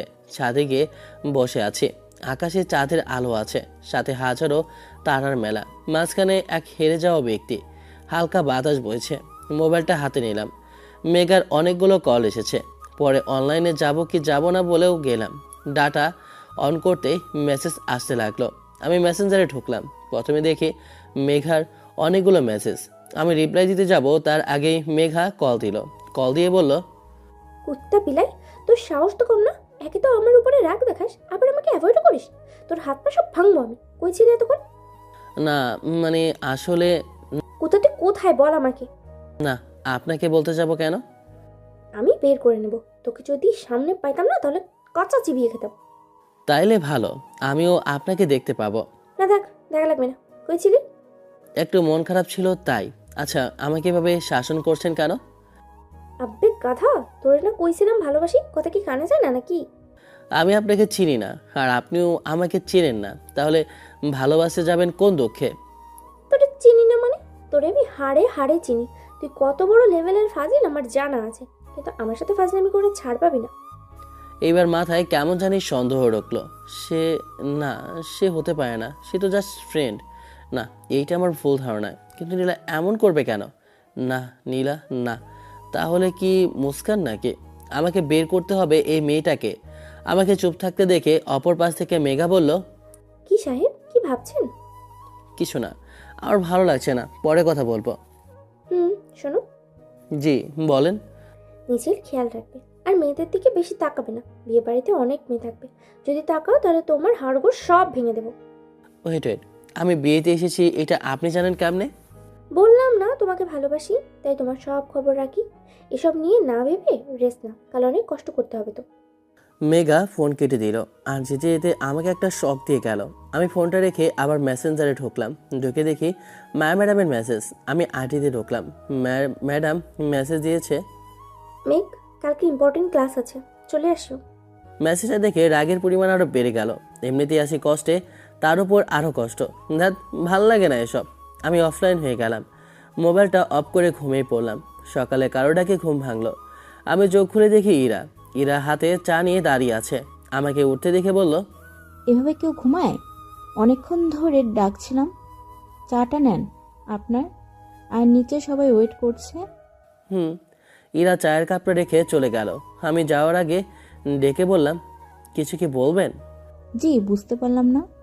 আপনার মুখে স্পষ্ট বুঝতে পারছি আমাকে কিছু একটা বলতে চান, কিন্তু বলতে পারছেন না। না, কিছু না। বলেন, আমি হেল্প করব। আসলে আমি না আপনার ফ্রেন্ড রাফির উপর ক্রাশ খাইছি। আসলে ক্রাশ না, ওরে আমি অনেক ভালোবাসি সে প্রথম দিন থেকে। আপনারা তো বেস্ট ফ্রেন্ড। আসলে আমি আপনাকে অনেক আগে থেকে চিনতাম। সেটা আমি জানি। রাফিকে ফলো করেন এটাও আমি জানি। রাফি যে আপনি তাকে ফলো করেন এটাও জানে। আপনাকে যে রাফিও ভালোবাসে এইটাও আমি জানি। হ্যাঁ। কি বলেন? রাফিও আমাকে? এই জন্যই তো ওকে আসতে বলেছি। সে আসতেছে। আপনি সুন্দর করে রেডি হয়ে থাকুন। এসে আপনাকে না চেনার ভান করবে। আপনি ঠিক তেমনটাই করবেন। পরে যা করার আমিই করব। ধন্যবাদ। ধন্যবাদ বলে লাভ হবে না। খুব খিদা লেগেছে। নিজের হাতে কিছু বানিয়ে খাওয়ালে খুশি হব। আচ্ছা। সাথে কফিও। ইরা খুশি মনে চলে গেল। ও হ্যাঁ, রাফি আর ইরার কাহিনীটা আগে থেকে চলছিল। দুজন দুজনকে ভালোবাসে, কিন্তু ইরা মেয়ে বলে বলতে পারছিল না, আর রাফি রিজেক্ট খাওয়ার ভয়ে। আর ইরাকে ঠিক আগে থেকেই আমি চিনতাম। জাস্ট বাসে না চেনার ভান করেছি, আর সেও ঠিক একই কাজ করলো। যাই হোক, আমি ফ্রেশ হয়ে নিচে গেলাম খেতে। টেবিলে দেখি আমার পছন্দের পরোটা আর আলুর দম বানানো আছে। আমি চাচিকে জিজ্ঞেস করলাম, চাচি, এসব কে বানাইছে? ইরা বানিয়েছে। আমি খেয়ে দেখলাম, মাশাআল্লাহ, খেতে অনেক সুস্বাদু। ইরা আমার পাশে বসা ছিল। আমাকে জিজ্ঞেস করলো, কেমন হলো ভাইয়া? ভালোই। তোমার হাতের রান্না অনেক ভালো। রাফি তো আবার খাবার পাগলা। তোমার রান্না ছাড়া তো কিছুই খাইতে চাইবে না। ভাইয়া কবে? ভাইয়া কবে আসবে সে? আসবে আসবে। কখন? হঠাৎ করে দরজার বাইরে থেকে কারা যেন বলল, কিরে, আমাকে ছাড়া একা একাও খাবি নাকি? আমি তাকেই দেখি রাফি আর রাহাতটা সবাই এসেছে। আমি তাদের কাছে গিয়ে বললাম, কিরে, আসতে কষ্ট হয়নি তো? সব কষ্ট চলে যাবে, আগে খেতে দে। চাচি কই? চাচি সবাইকে দেখে বলল, কিরে ফাজিলের দল, কাল না এসে আজকে আসলি কেন? আরে চাচি, তোমার এই বোকা ছেলেটা দাওয়াত দেয়নি তাই। আচ্ছা, বস সবাই। চাচি আর ইরা সবাইকে খেতে দিল। রাফি ইরাকে খেয়াল করেনি। যখন রাফির প্লেটে পরোটা দিল তখনই সে খেয়াল করলো। ইরাকে দেখে সে কিছুটা অবাকই হলো। ইরা পরোটা দিয়ে চলে গেল। বুঝতে পারলাম ললচা পাইছে। বাকিটা খেয়াল করিনি। রাফি আমাকে কানে কানে বলল, কি রে দোস্ত, এইটা এইখানে কেন? কোনটা? এরা? ও ইরা, ইরা তো অনেক ভাইয়ার মামাতো বোন। কি বলিস? হ্যাঁ, আমি কালকেই জানতে পারলাম। আমাকে বলিস নি কেন? সারপ্রাইজ দিব বলে। হারামি। কিন্তু তোকে এই বিয়ের আসরে ওকে পটাতে হবে, না হলে জীবনেও আর ওকে পাবে না। কেন? ওর বিয়ে ঠিক হবে শুনেছি অনেক ভাইয়ের কাছে। কি বলিস? আমার ভালোবাসাকে অন্যের হতে দিব না, যে করেই হোক আমার ওকে চাই। ওকে নে, খাওয়া শুরু কর। সবাই মিলে নাস্তা করে কাজে লেগে গেলাম। আমার কাজ একটু কমে গেল, কারণ রাফি আর বাকিরাও হেল্প করছে।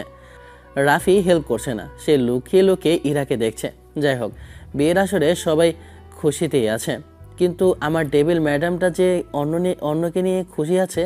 আচ্ছা, আমি বারবার ওনার কথা ভাবছি কেন? তাহলে কি আমি ওনাকে ভালোবেসে ফেললাম নাকি? আমি ভাবতে পারছি না।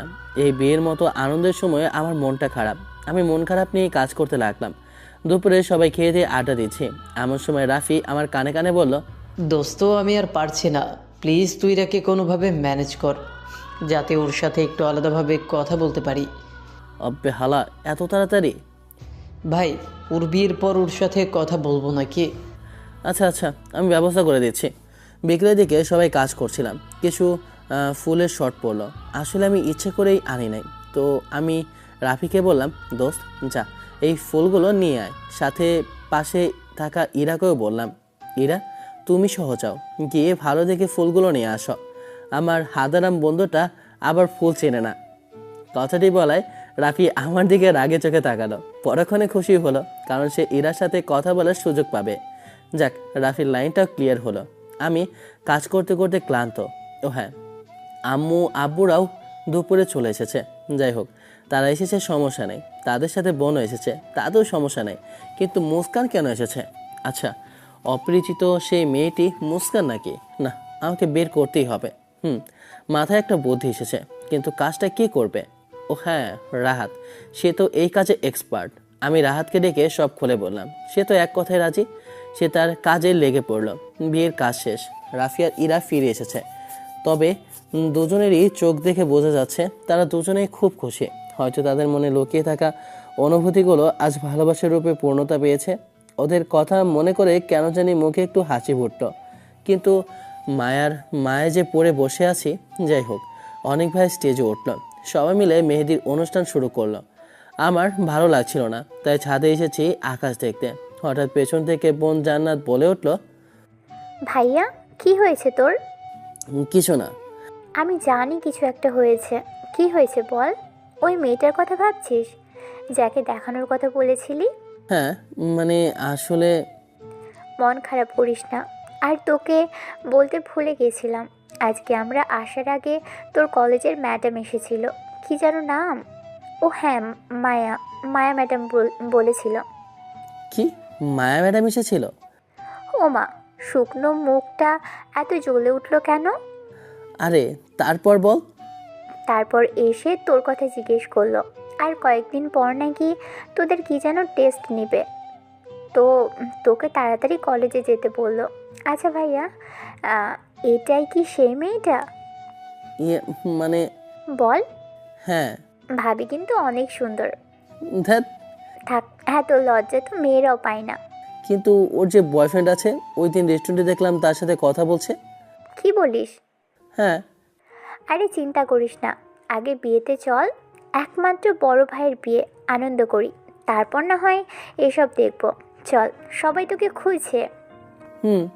আমি বোনের সাথে গেলাম, অনেক আনন্দ করলাম। তারপর এলো ঘুমানোর পালা। আমি আর বাকিরা ঘুমিয়ে পড়লাম। কিন্তু রাফি হারামজাদা মোবাইলে কথা বলতেছে, শালায় প্রেম করতেছে বুঝলাম।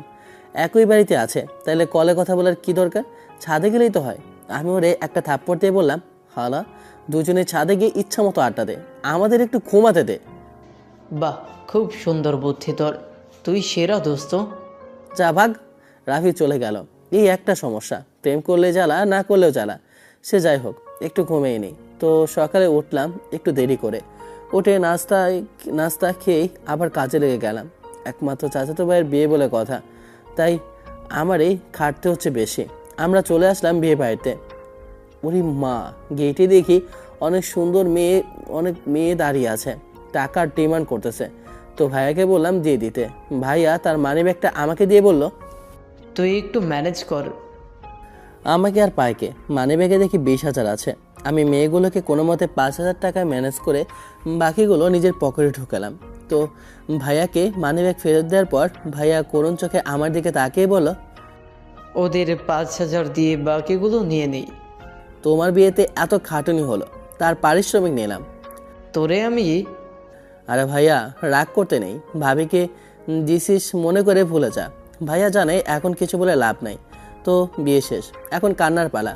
আরে শালা, আমি মনে করছি ভাবি কাঁদতে কাঁদতে শেষ হয়ে যাবে, কিন্তু উনি তো হাসি মুখে গাইতে উঠলো। তো ভাইয়াদের গাইতে আমিও ছিলাম। ভাবিকে বললাম, ভাবি, আজকে থেকে কি বিয়ের একটা নতুন কনসেপ্ট শুরু করছেন নাকি? আরে ছোট দেবরজি, আমার কান্না সহজে আসে না, আর যখন আসে তখন কেউ থামাতে পারে না। চিন্তা করবেন না, ভাইয়া থামাতে পারবে। না পারলে হাত পা ভেঙে দিব। পাশ থেকে ভাইয়া বলল, তোমার রাগ ভাঙাতে আমার বয়ে গেছে। কি বললি তুই? আরে বাবুটা রাগ করো কেন, আমি তো মজা করছিলাম। সবাই বাসায় চলে আসলাম। বাসায় মেহমানে ভর্তি। আমি সাথে দাঁড়িয়ে আছি, খোলা আকাশে তারাদের মেলা দেখছি। তখনই ফোনটা বেজে উঠলো। স্ক্রিনে তাকিয়ে দেখি মেঘা। কল ধরতে মেঘা বলল, এত ব্যস্ত মানুষ, একটা কল দেওয়ারও সময় পাও না নাকি? আপনি তুমি করে বলছেন কেন? উমা, ভালোবাসি তাই। কি করছেন? আকাশ দেখছি। আমিও সেম, ছাদে বসে বসে আকাশ দেখছি। কিছু খেয়েছেন নাকি খালি পেটেই বসে আছেন? খাইছি। আমি বলছি খাননি? আপনি জানেন কেমনে? আপনি কি পড়ি নাকি? হ্যাঁ, বললাম না ভালোবাসা মানুষের প্রতিটি মুহূর্তের খবর আমি রাখি। বুঝলাম। আচ্ছা, আমাকে যে ভালোবাসেন আপনি কি জানেন আমি কাউকে ভালোবাসি কিনা? না, জানি না, জানার চেষ্টাও করব না। তোমাকে হারাতে চাই না, যে কোনো মূল্যে তোমাকে আমার চাই। আমি যদি বলি আমি কাউকে ভালোবাসি তাহলে কি করবেন? জানি না কি করব, তবে আপনাকে ভালোবাসা বন্ধ করব না। এতটা ভালোবাসেন কেমনে? জানি না। সত্যি বলতে আমি অন্য কাউকে পছন্দ করি। কথাটা বলার পর ওপাশ থেকে কোনো আওয়াজ আসে না। ফোনটা কেটে দিল। জানি না মেঘা কি ভাবছে বা করছে, তবে সত্যি বলা খুব জরুরি। আমি মায়ের প্রতি দুর্বল, মায়েকে ভালোবাসতে শুরু করেছি। মেঘা আমাকে সত্যি ভালোবাসে কিনা আমি জানি না, তবে তাকে আঘাত করা আমার পক্ষে সম্ভব না, তাই সত্যিটা বলে দিলাম। আমি ফোনটা পকেটে রেখে আবার আকাশ দেখে মনোযোগ দিলাম। কিছুক্ষণ পর ফোনটা আবার বেজে উঠল। স্ক্রিনে তাকিয়ে দেখি মেঘা। তড়িঘড়ি করে ফোনটা ধরলাম। ফোন ধরতেই মেঘা বলল, সরি, ব্যালেন্স শেষ হয়ে গেছিল। কি যেন বলছিলে? ও হ্যাঁ, কাকে ভালোবাসেন? কথার ধরন দেখে মনে হলো সে কান্না করেছে। আমি তাকে জবাব দিলাম, আছে কেউ একজন। বলা যাবে না? যাবে। তাহলে বলেন। মায়া। কোন মায়া? আপনার কলেজের ম্যাডাম? হ্যাঁ। কিন্তু ও তো আপনার সিনিয়র। সমস্যা নাই। সে কি জানে কি? আপনি যে তাকে ভালোবাসেন? না। তাহলে কিছু না। যদি তার কোনো বয়ফ্রেন্ড থাকে তখন কি করবেন? সেম আপনার মতো তাকে ভালোবাসা বন্ধ করব না। এবার ওপাশ থেকে জোরে কান্না করার শব্দ শোনা গেল। আমি মেঘা কিছু বলতে যাব, তার আগে মেঘা কান্না করতে করতে বলল, আচ্ছা, আমরা কি ভালো বন্ধু হয়ে এভাবেই থাকবো আজীবন? আপনার সমস্যা না হলে থাকতে পারি। আমার সাথে কি আগের মতো কথা বলবেন না? বলবো। সত্যি বলবেন? হ্যাঁ, বলবো। আচ্ছা শোনেন, আম্মু ডাকছে, পরে কথা হবে। মেঘা কলটা কেটে দিল। আমি জানি সে মিথ্যা বলছে, সে কান্না করছে। আমাকে তার কান্নার আওয়াজ শোনাতে চাইছে না। ওর কষ্টটা আমি বুঝতে পারি, কারণ আমি জানি ভালোবাসার মানুষটি যদি অন্য আরেকজন ভালোবাসার মানুষ থাকে তাহলে সেই কষ্টটা কত ভয়ানক। এসব ভাবছি তখনই রাফি এসে বলল, মামা, মায়া ম্যাডামের সাথে যে ছেলেটি ছিল, মানে রেস্টুরেন্টে যে ছিল, এটা তার কাজিন। সত্যি বলছিস দোস্ত? হ্যাঁ সত্যি। কিন্তু তুই জানলি কিভাবে? আরে বন্ধু হয়ে বন্ধুর এতটুকু খবর রাখবো না? তুই আমার জানের জিগার দোস্ত। হ্যাঁ, এটা আমাকে হেল্প করার জন্য করে দিলাম। হালা, তোর লাভ দেখেই আমার লাভ করলি। আরে শালা মজা করছে। এবার তুই নিচে যা। কেন? আমি আর এরা একটু আলাদা কথা বলবো তাই। তাহলে আমি আকাশ দেখবো না? নিচে চায়ের দোকানে গিয়ে দেখ। আমি চলে আসলাম। চায়ের দোকানে এসে মামাকে বললাম, মামা একটা রং চা আর বেনসন দাও তো। সিগারেট ধরিয়ে টানতে লাগলাম। এটা অভ্যাস হয়ে গেছে, কিছু করার নাই। বেনসন টানা শেষ করে চাটাও খেলাম। খেয়ে বেল মিটিয়ে ভাবলাম একটু এই ব্যস্ত নগরীর রাতের দৃশ্য দেখব। যেইভাবে সেই কাজ। হাঁটা দিলাম ফুটপাথ ধরে। কিছু দূর গিয়ে ব্রিজের ওইখানে গিয়ে দেখলাম একটা মেয়ে আর ছেলে হাত ধরে বসে আছে আর কথা বলছে, হয়তো কাপল। তাদেরকে দেখে বুকের মাঝে একটা শিহরণ বয়ে গেল। মায়া ম্যাডামের কথা মনে পড়ে গেল, আর মন থেকে কষ্টটাও দূর হলো এইটা জেনে যে ম্যাডামের সাথে ওই ছেলেটা তার কাজিন ছিল। কিন্তু রাফি হালা কীভাবে জানে? ওর আবার দেশ দুনিয়ার খবর রাখার অভ্যাস আছে, কোনোভাবে হয়তো জানছে। যাই হোক, ব্রিজের এক কোণে বসে মেসেঞ্জারটা অন করলাম। ম্যাডামের আইডিটাতে ঢুকে মেসেজ দিলাম। ম্যাডাম সাথে সাথে রিপ্লাই দিয়ে বলল, কই ছিলে এই 2 দিন? জি ম্যাম, ভাইয়ার বিয়েতে। ও হ্যাঁ, তোমার আম্মু বলেছিল। তো শোনো, কয়েকদিন পর তোমাদের টেস্ট নেওয়া হবে, তাই তাড়াতাড়ি চলে আসিও। কি টেস্ট ম্যাম? তোমাদের ফাইনাল এক্সাম খুব কাছেই, তাই প্রিন্সিপাল সিদ্ধান্ত নিলেন তার আগে সব স্টুডেন্টদের থেকে টেস্ট নেওয়া হবে। ও আচ্ছা ম্যাম, চলে আসবো। আচ্ছা, আল্লাহ হাফিজ। ম্যাডাম অফলাইনে চলে গেল। মনটা আবার আনন্দে মেতে উঠল। যাক, ম্যাম তাহলে সিঙ্গেল। যাই হোক, প্রেম করার আগে একটু জ্বালাবো ম্যামকে, একটু ফাজলামো করব। আমি আবার ফাজের নাম্বার 1 তো, তাই। পরদিন আমি বাসায় চলে আসলাম। রাভি তো আসতেই চাইছিল না, অনেক কষ্টে আনলাম। হালা মেয়েদের মতো কান্না করতে শুরু করতেছিল। এত প্রেম যে কই রাখে। কোনো মতে দিনটি কাটালাম।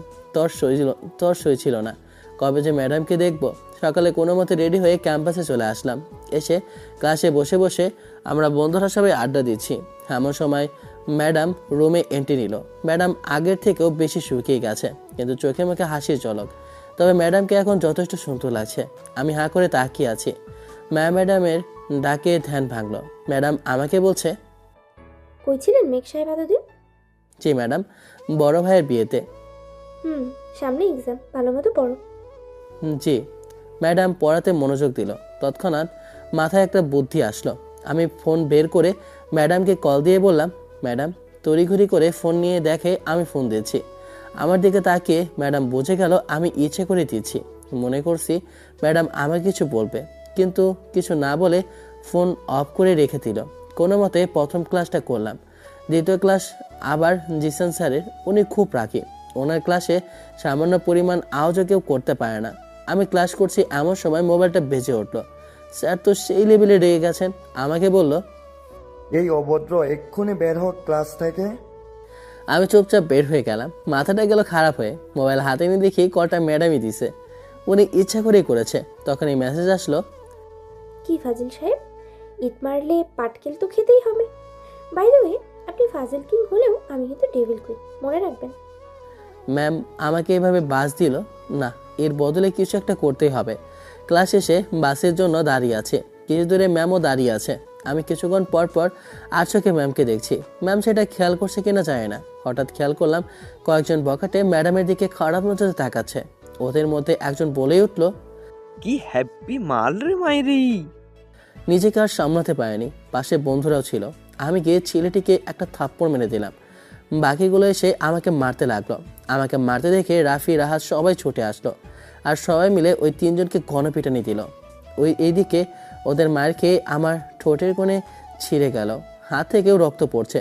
এইটা দেখে মায়া ম্যাম দৌড়ে এসে হাত ধরে বলল, কে বলছে এসব বখাটের সাথে মারামারি করতে? ওরা আপনাকে খারাপ কথা বলছিল তাই। চলো হাসপাতালে চলো। ম্যাম চিন্তিত হয়ে পড়লেন। আমাকে তাড়াতাড়ি হাসপাতালে নিয়ে এসে ব্যান্ডেজ করিয়ে দিলেন। তারপর বললেন, এখন কেমন লাগছে? জি ম্যাম, ভালো। কে বলেছে এমন ছেলে মানুষের কাজ করতে? যদি কিছু হয়ে যেত তাহলে আমার কি হতো? কি ম্যাম? কিছু না। তাহলে কি আমি ভুল শুনলাম নাকি? বাসায় গিয়ে রেস্ট নেবে, আর কোনো কাজ করবে না। কিন্তু বাসার সব কাজ তো আমাকেই করতে হবে। কেন? বাসায় কেউ নেই, সবাই চাচার বাসায়। ওইখানে কয়েকদিন থেকে আসবে। তাহলে একা কিভাবে থাকবে? একটা কাজ করো, তুমি তোমার ফ্রেন্ডের বাসায় চলে যাও। কিন্তু ম্যাম, ফ্রেন্ডের বাসায় তো আর এতদিন থাকতে পারবো না। আচ্ছা চিন্তা করবে না, আমি রাফিকে বলবো তোমার সাথেই থাকতে, আর সে তোমার যত্ন নেবে। খাবার আমি বানিয়ে পাঠিয়ে দেবো। আপনি কেন এত কষ্ট করবেন? আমি হোটেল থেকে আনিয়ে নেব। না, হোটেলের খাবার ভালো না। তুমি বাসায় যাও, রাফিকে নিয়ে আমি রাতে খাবার পাঠিয়ে দেবো। জি আচ্ছা। আমি রাফিকে নিয়ে বাসায় চলে আসলাম। বাসায় এসে রাফি আমাকে বেডে শুয়ে দিয়ে বলল, দোস্ত আজকে কিন্তু তুই ম্যামের চোখে হিরো হয়ে গেলি। আব্বে হালা, হিরো হওয়ার চক্করে আমার হাতের পাওয়াটা বেঁচে গেল। ওইসব কিছু না, প্রেম করতে গেলে একটু রক্তারক্তি করতেই হয়। আইসে ডায়লগ বাস। তাহলে তুই দে একটু, আমি ইরাকে বলি তুই রক্ত দে। না থাক, তুই রেস্ট নে, আমি সিগারেট নিয়ে আসি। হালা, তোর তো লাইন ক্লিয়ার, তাহলে সিগারেট খাবে কেন? আরে ইয়ার, তুই তো জানিস সিগারেট আমাদের অনেক পুরনো বন্ধু। রাফি সিগারেট আনতে চলে গেল। রাফি সিগারেট নিয়ে রুমে আসতেই তার ফোনে কল আসলো। সে সিগারেটের প্যাকেট আমাকে দিয়ে চলে গেল। আমি একটা সিগারেট ধরিয়ে আপন মনে টানছি। রাফি ফোনে কথা বলা শেষ করে এসে আমাকে বলল, হারামি, তুই ইরাকে কি বললি? কই কিছুই বলিনি, শুধু এটা বলছি যে তুই সিগারেট খাওয়ায় অ্যাডিক্টেড। হালা, তোর জন্য আমার সিগারেট খাওয়া জীবনের জন্য বন্ধ হলো। আমি সিগারেট ছাড়া থাকবো কেমনে? থাকতে তো হবেই, ভাবির ওয়াদা যে তোকে রাখতেই হবে। দাঁড়া, আমিও দেখাবো মজা। কিছুই করতে পারবি না। সিগারেট মুখে আছে এমন সময় মায়া ম্যাম কল দিল। কল রিসিভ করতে ম্যাম বলল, মেঘ কেমন লাগছে এখন? জি ম্যাম, আগের থেকে একটু বেটার। নিজের যত্ন নিও, আর আমার আব্বু আম্মু তোমার বাসায় খাবার নিয়ে যাবে। ম্যাম, আঙ্কেলকে কেন কষ্ট দিচ্ছেন? আর এসব কিছুই না, তোমার জন্যই তো করেছে। তুমি নিজের যত্ন নাও।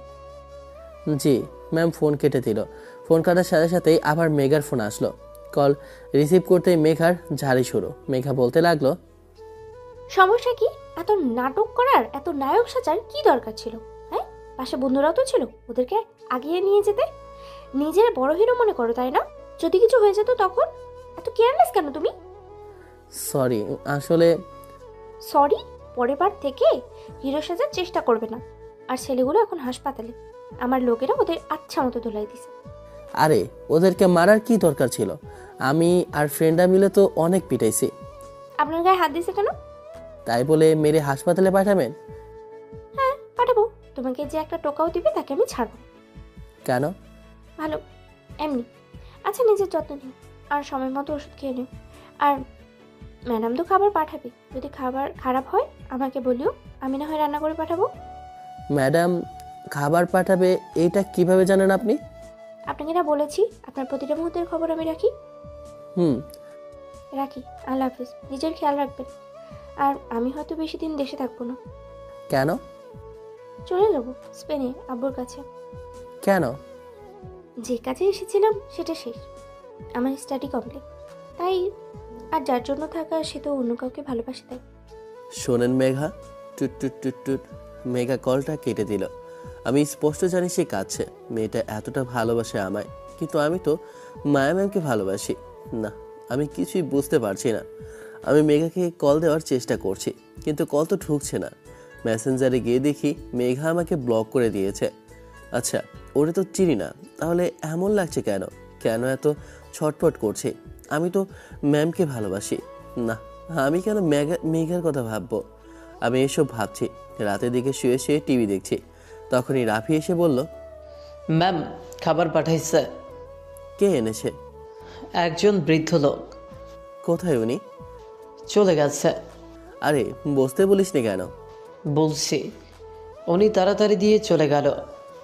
আচ্ছা, ম্যাম কল দিয়েছে। কল দিয়ে বলল, মেঘ খাবার পেয়েছো? জি। খেয়ে নিও, আর কি ওষুধ খেয়ে নিও। জি ম্যাম। ম্যাম কলটা কেটে দিল। ম্যামের এত কেয়ার দেখে মনে হলো ম্যামের মনেও আমার জন্য ফিলিংস আছে। ম্যামকে প্রপোজ করে দিব, কিন্তু এখন না, সঠিক সময় আসলে। পুরো 1 সপ্তাহ পর আমি সুস্থ হলাম। পরীক্ষাও কাছে চলে আসলো। পড়ালেখায় মনোযোগ দিলাম। কালকে পরীক্ষা। রাতে পড়ছি, হঠাৎ করে মোবাইলে মেসেজ আসলো। তাকেই দেখি মেঘা। মেসেজ ওপেন করে দেখি লেখা আছে, কালকের জন্য বেস্ট অফ লাক, মনোযোগ দিয়ে লিখবে আর নিজের খেয়াল রাখবে।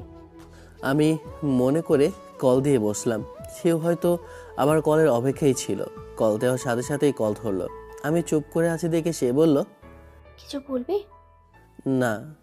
আচ্ছা রাখি তাহলে। শোনেন। বলো। কেমন আছেন? যেমন থাকার কথা। কবে যাবেন?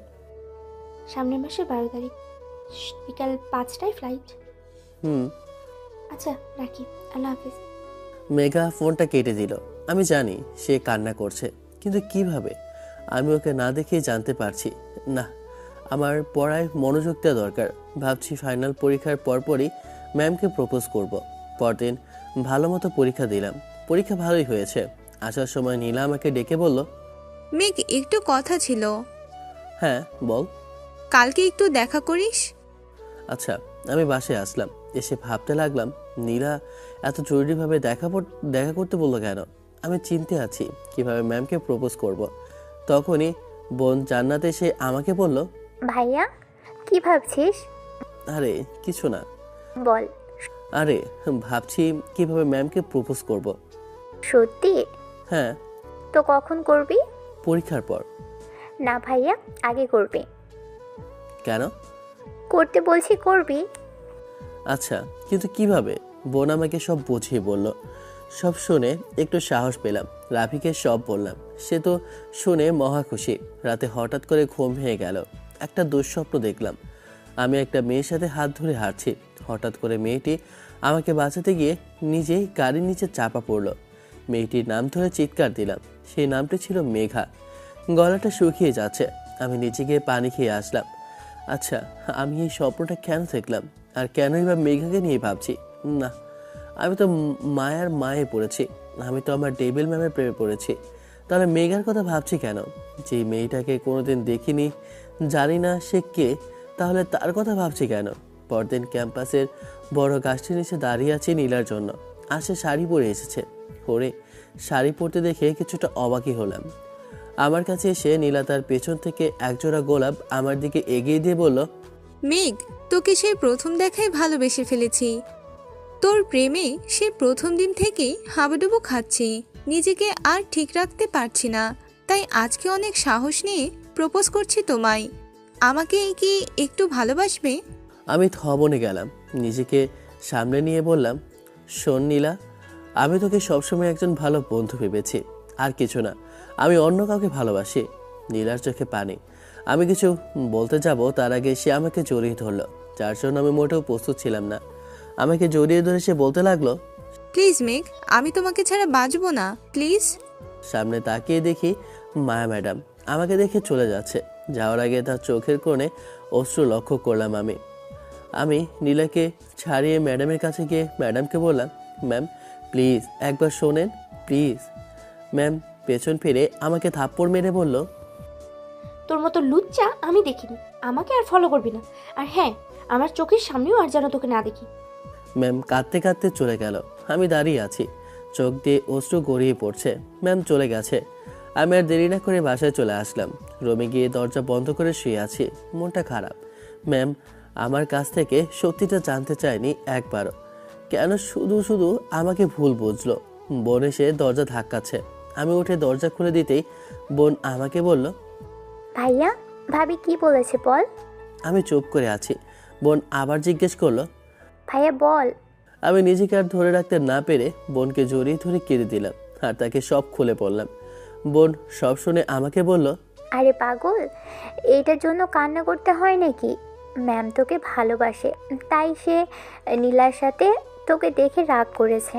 কালকে ক্যাম্পাসে গিয়ে ভাবিকে প্রপোজ করে দিস, দেখবি সব ঠিক হয়ে যাবে।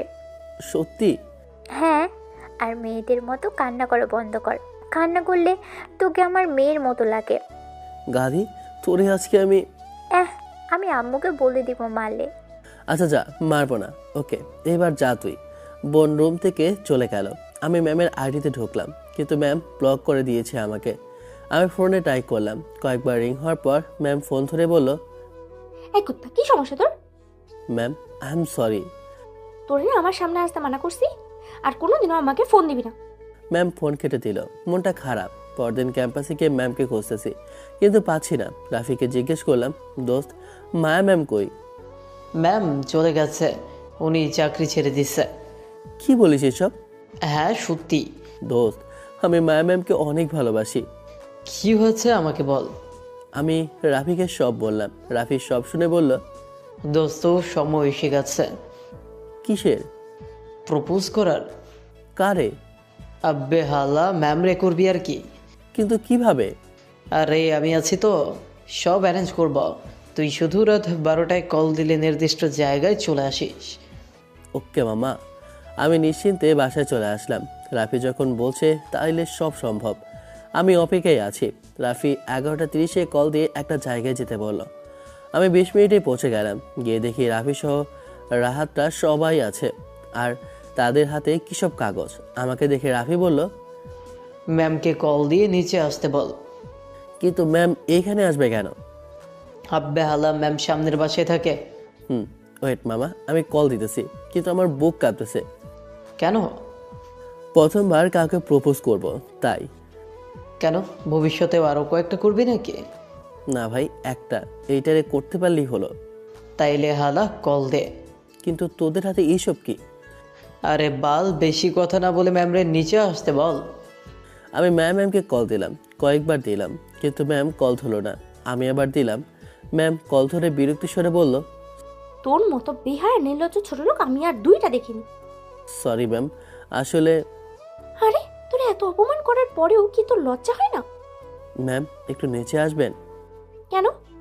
আসেন। আমি কি তোর চাকর নাকি? Ma'am please. ম্যাম আর কিছু না বলে ফোন কেটে দিল। রাফি আমাকে হতাশ হতে দেখে বলল, কি রে, কি বলছে? অপমান করছে। আরে ভালোবাসায় এতটুকু নির্লজ্জ হওয়াই চায়। তুই আবার কল দে। কল দিতে যাব তার আগেই দেখি ম্যাম নীলশাড়ি পরে বাইরের গেটের দিকে আসে। রাফি আর বাকিরা দেখি লুকিয়ে গেছে আমাকে একা রেখে। আমার ভয়ে হাত পা কাঁপা শুরু হয়েছে। ম্যাম আমার কাছে এসে, তোর মতো নির্লজ্জ লোক আমি আরেকটা দেখিনি। তুই না মানা করছি আমার সামনে না আসার জন্য? আমি এমনিতেই ভয়ে আছি। ম্যামের ঝাড়ি খেয়ে আরও দ্বিগুণ বেড়ে গেল। না মানে আসলে কি বলবি বল তাড়াতাড়ি। না মানে আসলে হঠাৎ করে দেখি রাফি আর বাকিরা হাতে একটা কাগজ আর একটা গোলাপ ফুল নিয়ে ম্যামের কাছে এসে ধরলো। খেয়াল করে দেখলাম সবার হাতে কাগজটা বড় আকৃতির, আর ওইখানে বড় করে লেখা আছে সরি, কিন্তু রাফির হাতে লেখা আছে অন্য কিছু। রাফির হাতের কাগজে লেখা আছে আমি তোমাকে ভালোবাসি। ম্যাম লেখাটা দেখে আমাকে থাপ্পড় মেরে বলল, ছি, তোর মতো লুচ্চা এসব ছাড়া আর কি করতে পারে? কয়টা লাগে তোর? মায়াবাজি করার জায়গা পাস না? এইবার নিজেকে কন্ট্রোল করতে না পেরে ম্যামকে থাপ্পড় দিলাম আর বললাম, চুপ, একদম চুপ। কি মনে করিস নিজেকে? হ্যাঁ, তোকে সেই প্রথম দিন থেকেই ভালোবাসি। ম্যাম হয়েছিস তো কি হয়েছে, ভালোবাসি ব্যাস। আর হ্যাঁ, আমি ফাজিল, আমি খারাপ, কিন্তু এতটাও খারাপ না যে যাকে ভালোবাসি তাকে ছাড়া অন্য মেয়েকে ভালোবাসবো। আমি শুধু তোরেই ভালোবাসি আর তোরেই ভালোবেসে যাব, বয়সে বড় হ বা আর যাই হ। আর হ্যাঁ, আমি আজ পর্যন্ত কোনো মেয়েকে নিয়ে চিন্তা করিনি যতটা তোরে নিয়ে ভাবছি। রাতের খুব হারাম করেছি, তার বদলে এই প্রতিদান পেলাম? লুচ্চা। ভালোবাসি বলে নিজেরে নির্লজ্জ করেছি, তোর হাজার অপমান সহ্য করেছি, কিন্তু আর না। আমার ক্যারেক্টার কীরকম আমার বন্ধুরা সবাই জানে। আসি। আর হ্যাঁ, আজকের পর থেকে এই মুখ আর দেখাবো না।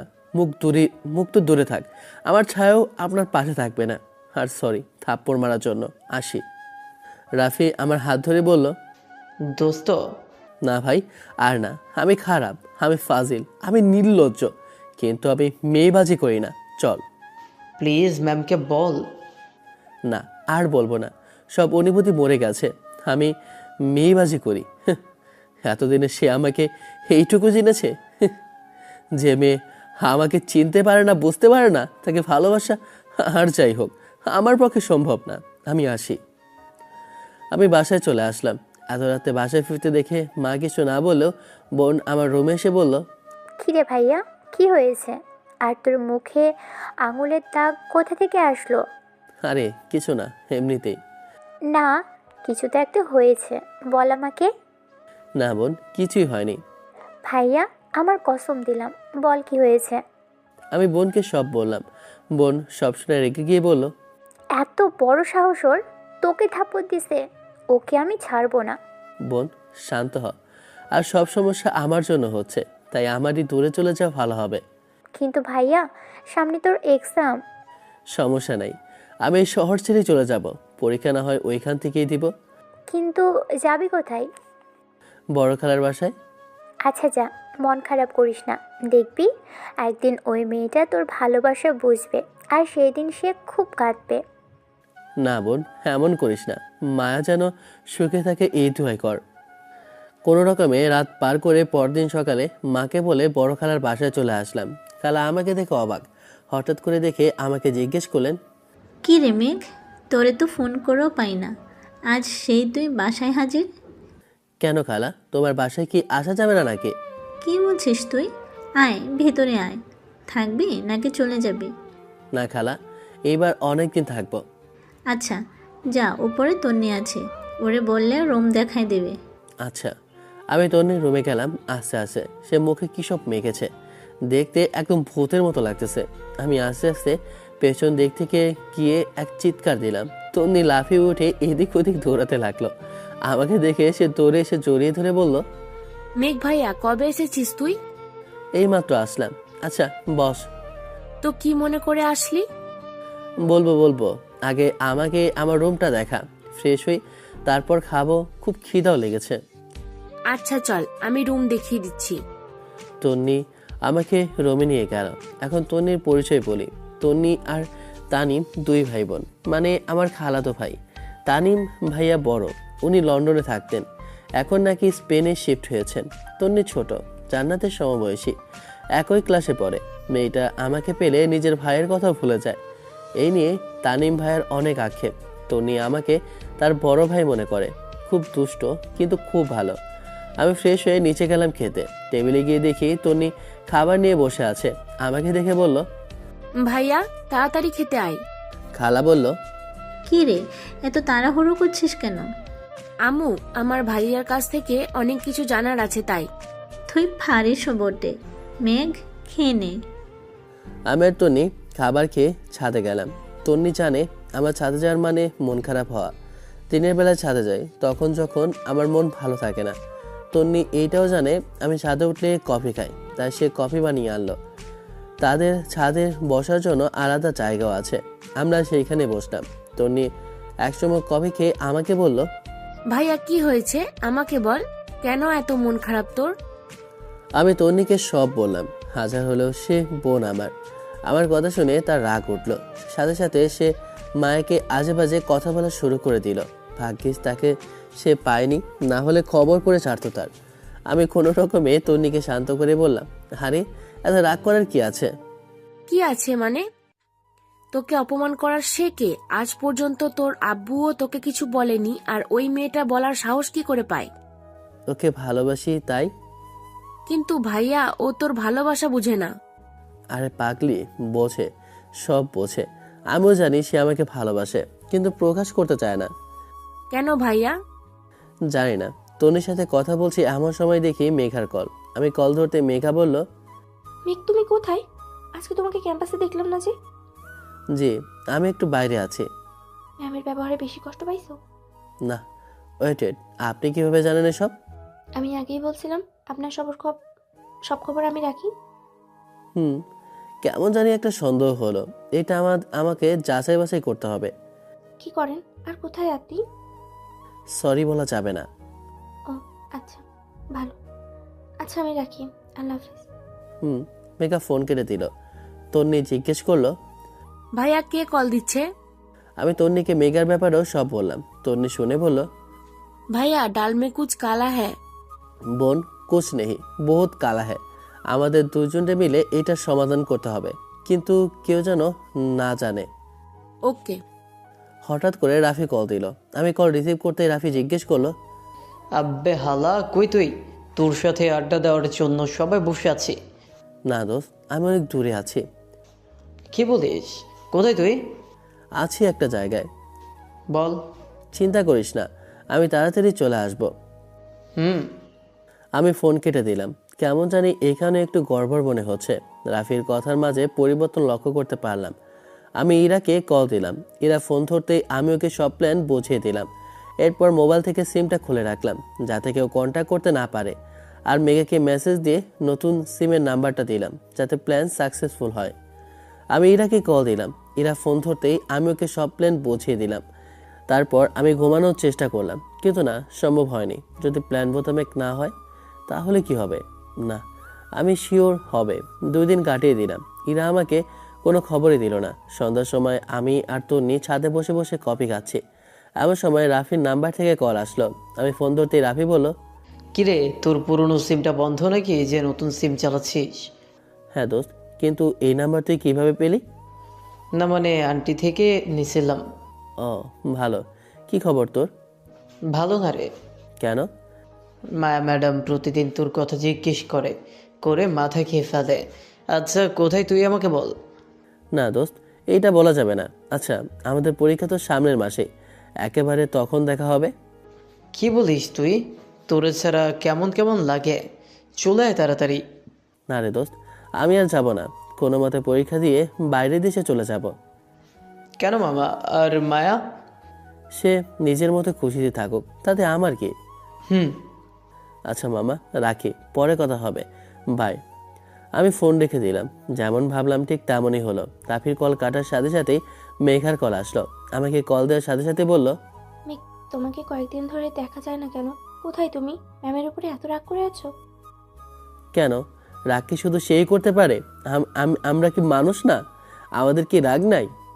কিন্তু তোমাকে না দেখলে যে আমার দিন কাটে না। প্লিজ ফিরে এসো। যে ছেড়ে কখন যাবেন?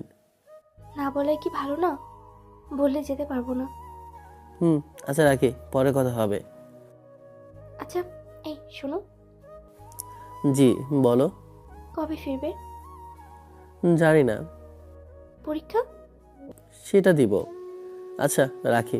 কলটা কেটে দিলাম। সে আবার কল দিল। আমি কল রিসিভ করতেই সে বলল, আমাকে তুমি করে বলছো? কই না তো। জি বলো।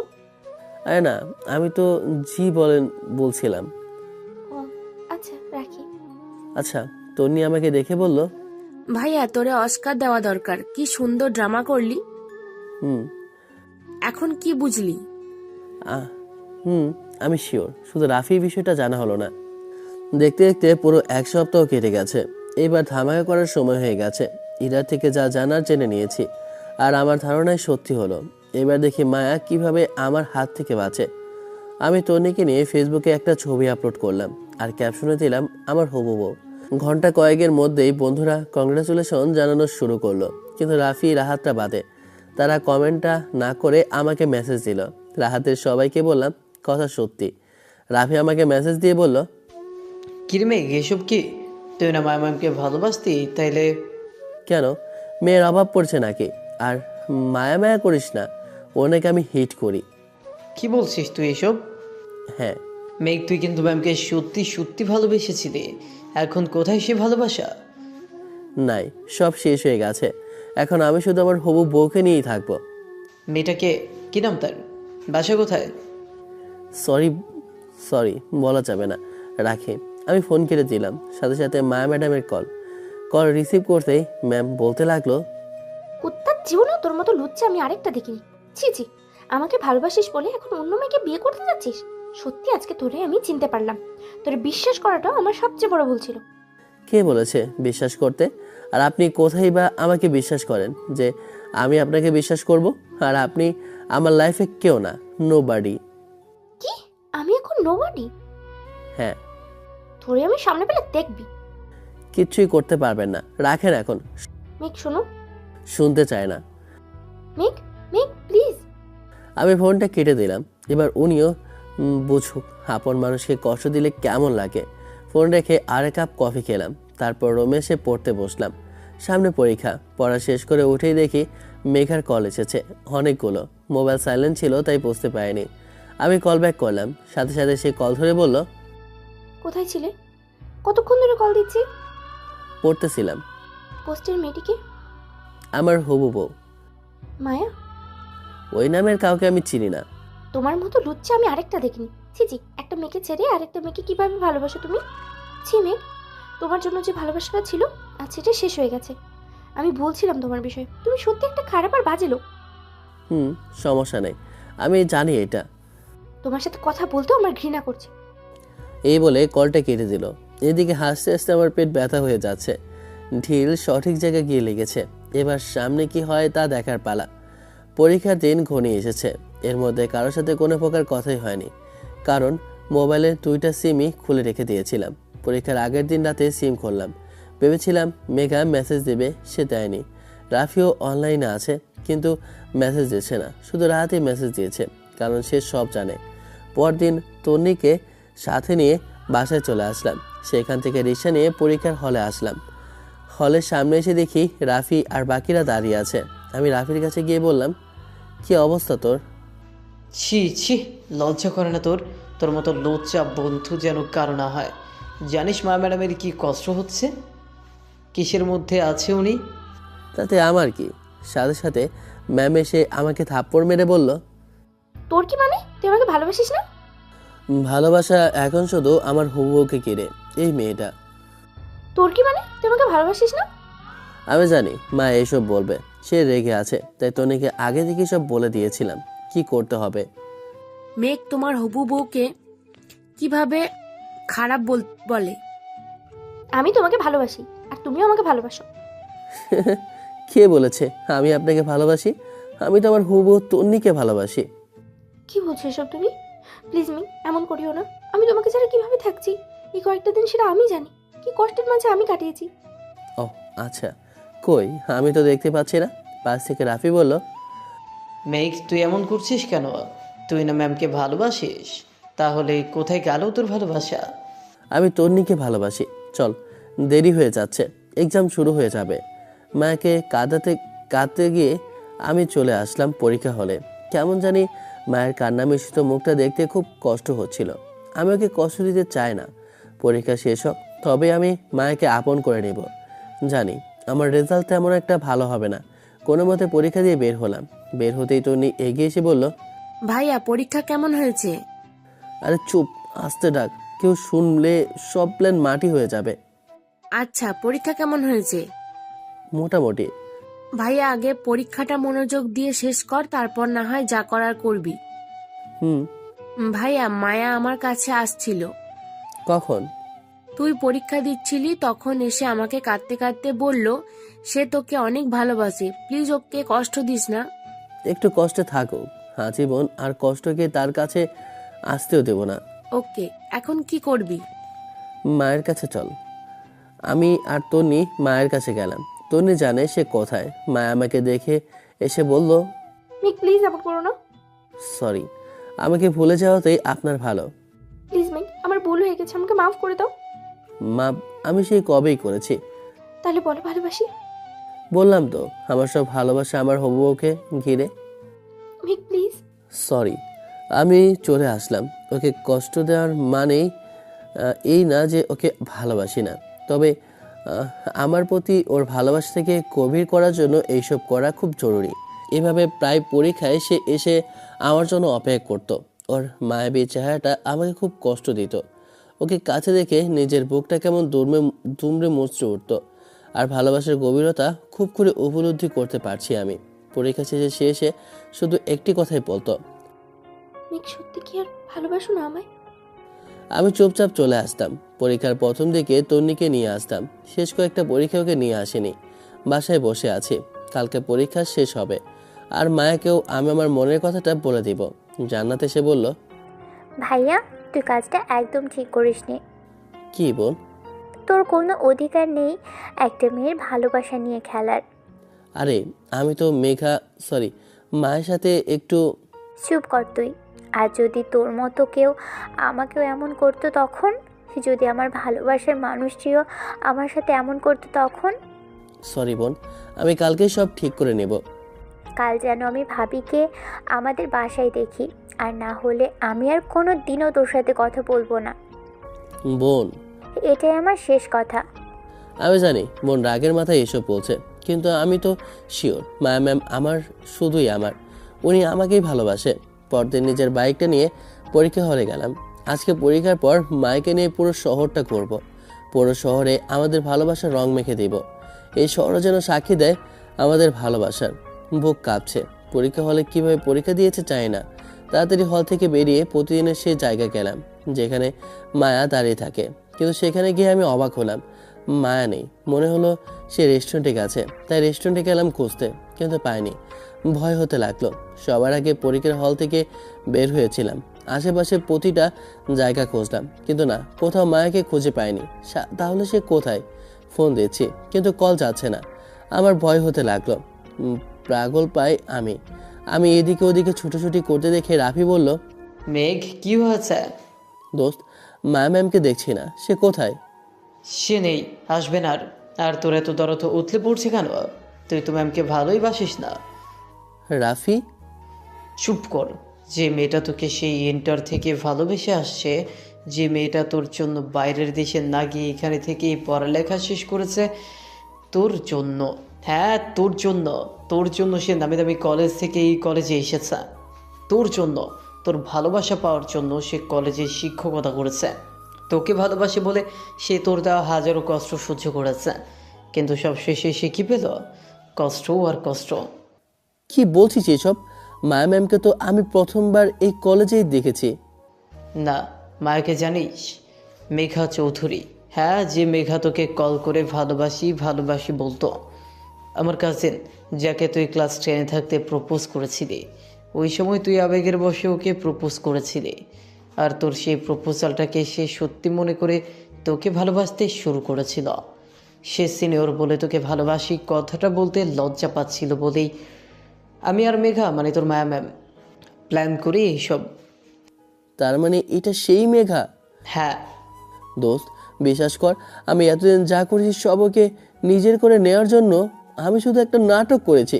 তনি আমার খালাতো বোন। কি বলিস?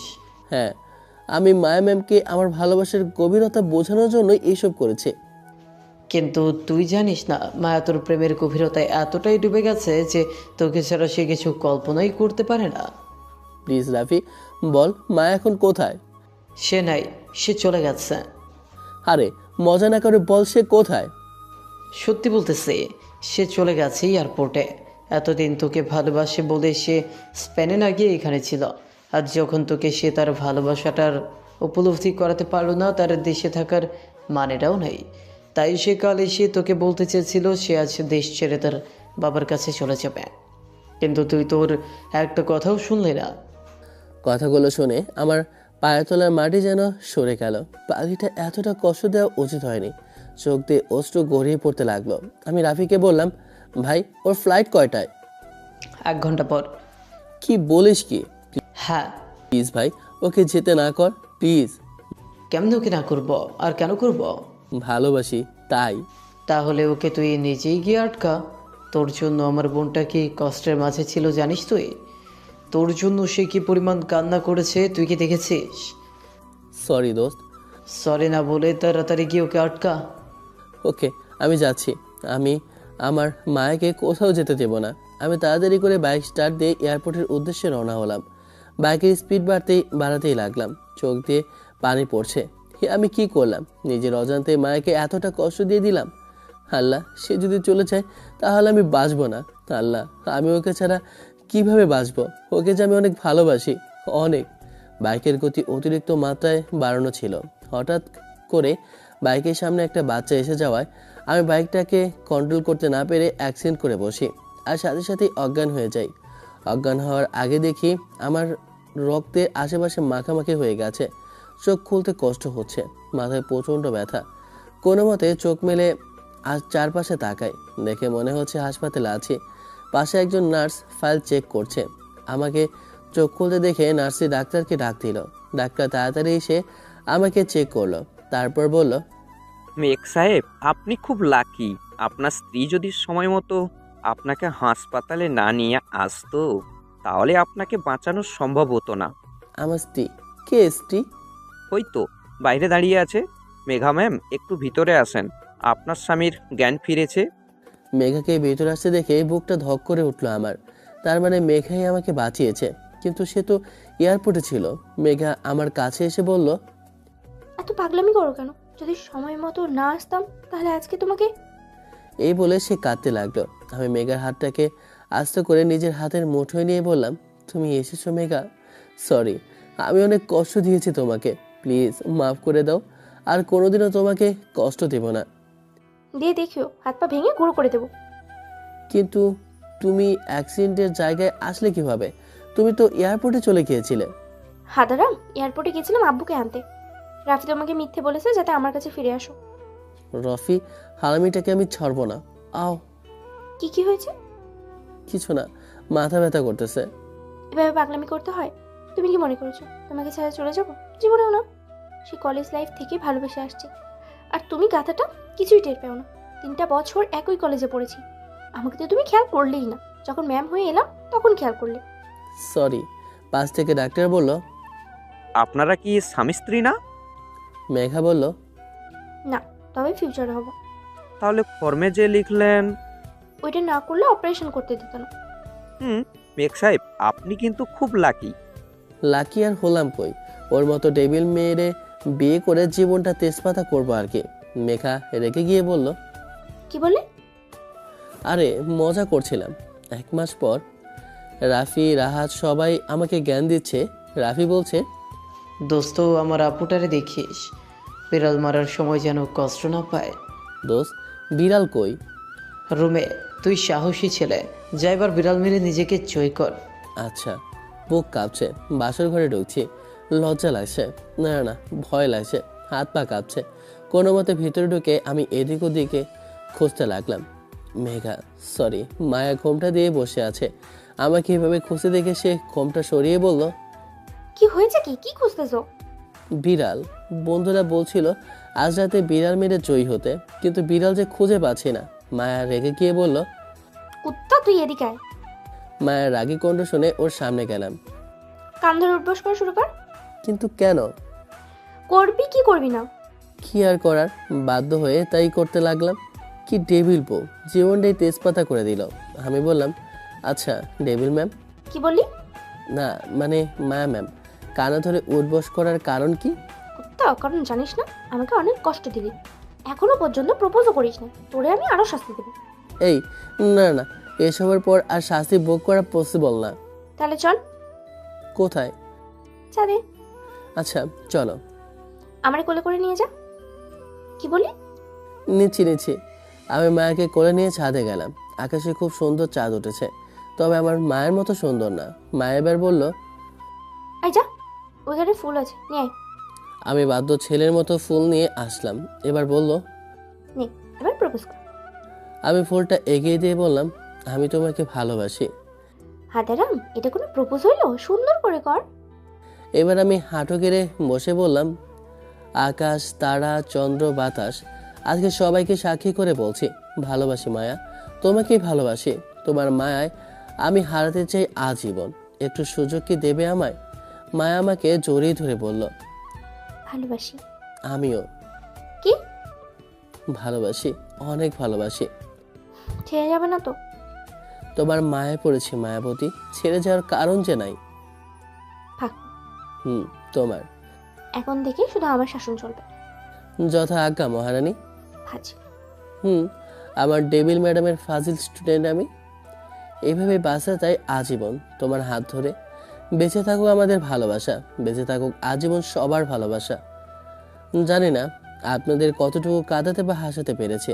প্রথম থেকে শেষ পর্যন্ত গল্পের সাথে থাকার জন্য সবাইকে অনেক ধন্যবাদ। কতটুকু আনন্দ দিতে পেরেছি জানি না। সর্বশেষ গল্পটা কেমন লেগেছে শুরু থেকে সমাপ্ত পর্যন্ত শোনা শেষ করে কমেন্ট করে জানাবেন প্লিজ। আর ভালো লাগলে চ্যানেলটাকে সাবস্ক্রাইব করে পাশে থাকা বেল আইকনটা বাজিয়ে দেবেন। আর গল্পটিকে বেশি বেশি লাইক, কমেন্ট আর শেয়ার করবেন। আবার দেখা হবে নতুন কোনো গল্পে। সেই পর্যন্ত সবাই ভালো থাকবেন এবং সুস্থ থাকবেন। আল্লাহ হাফেজ, tata, bye bye, have fun, খোদা হাফেজ।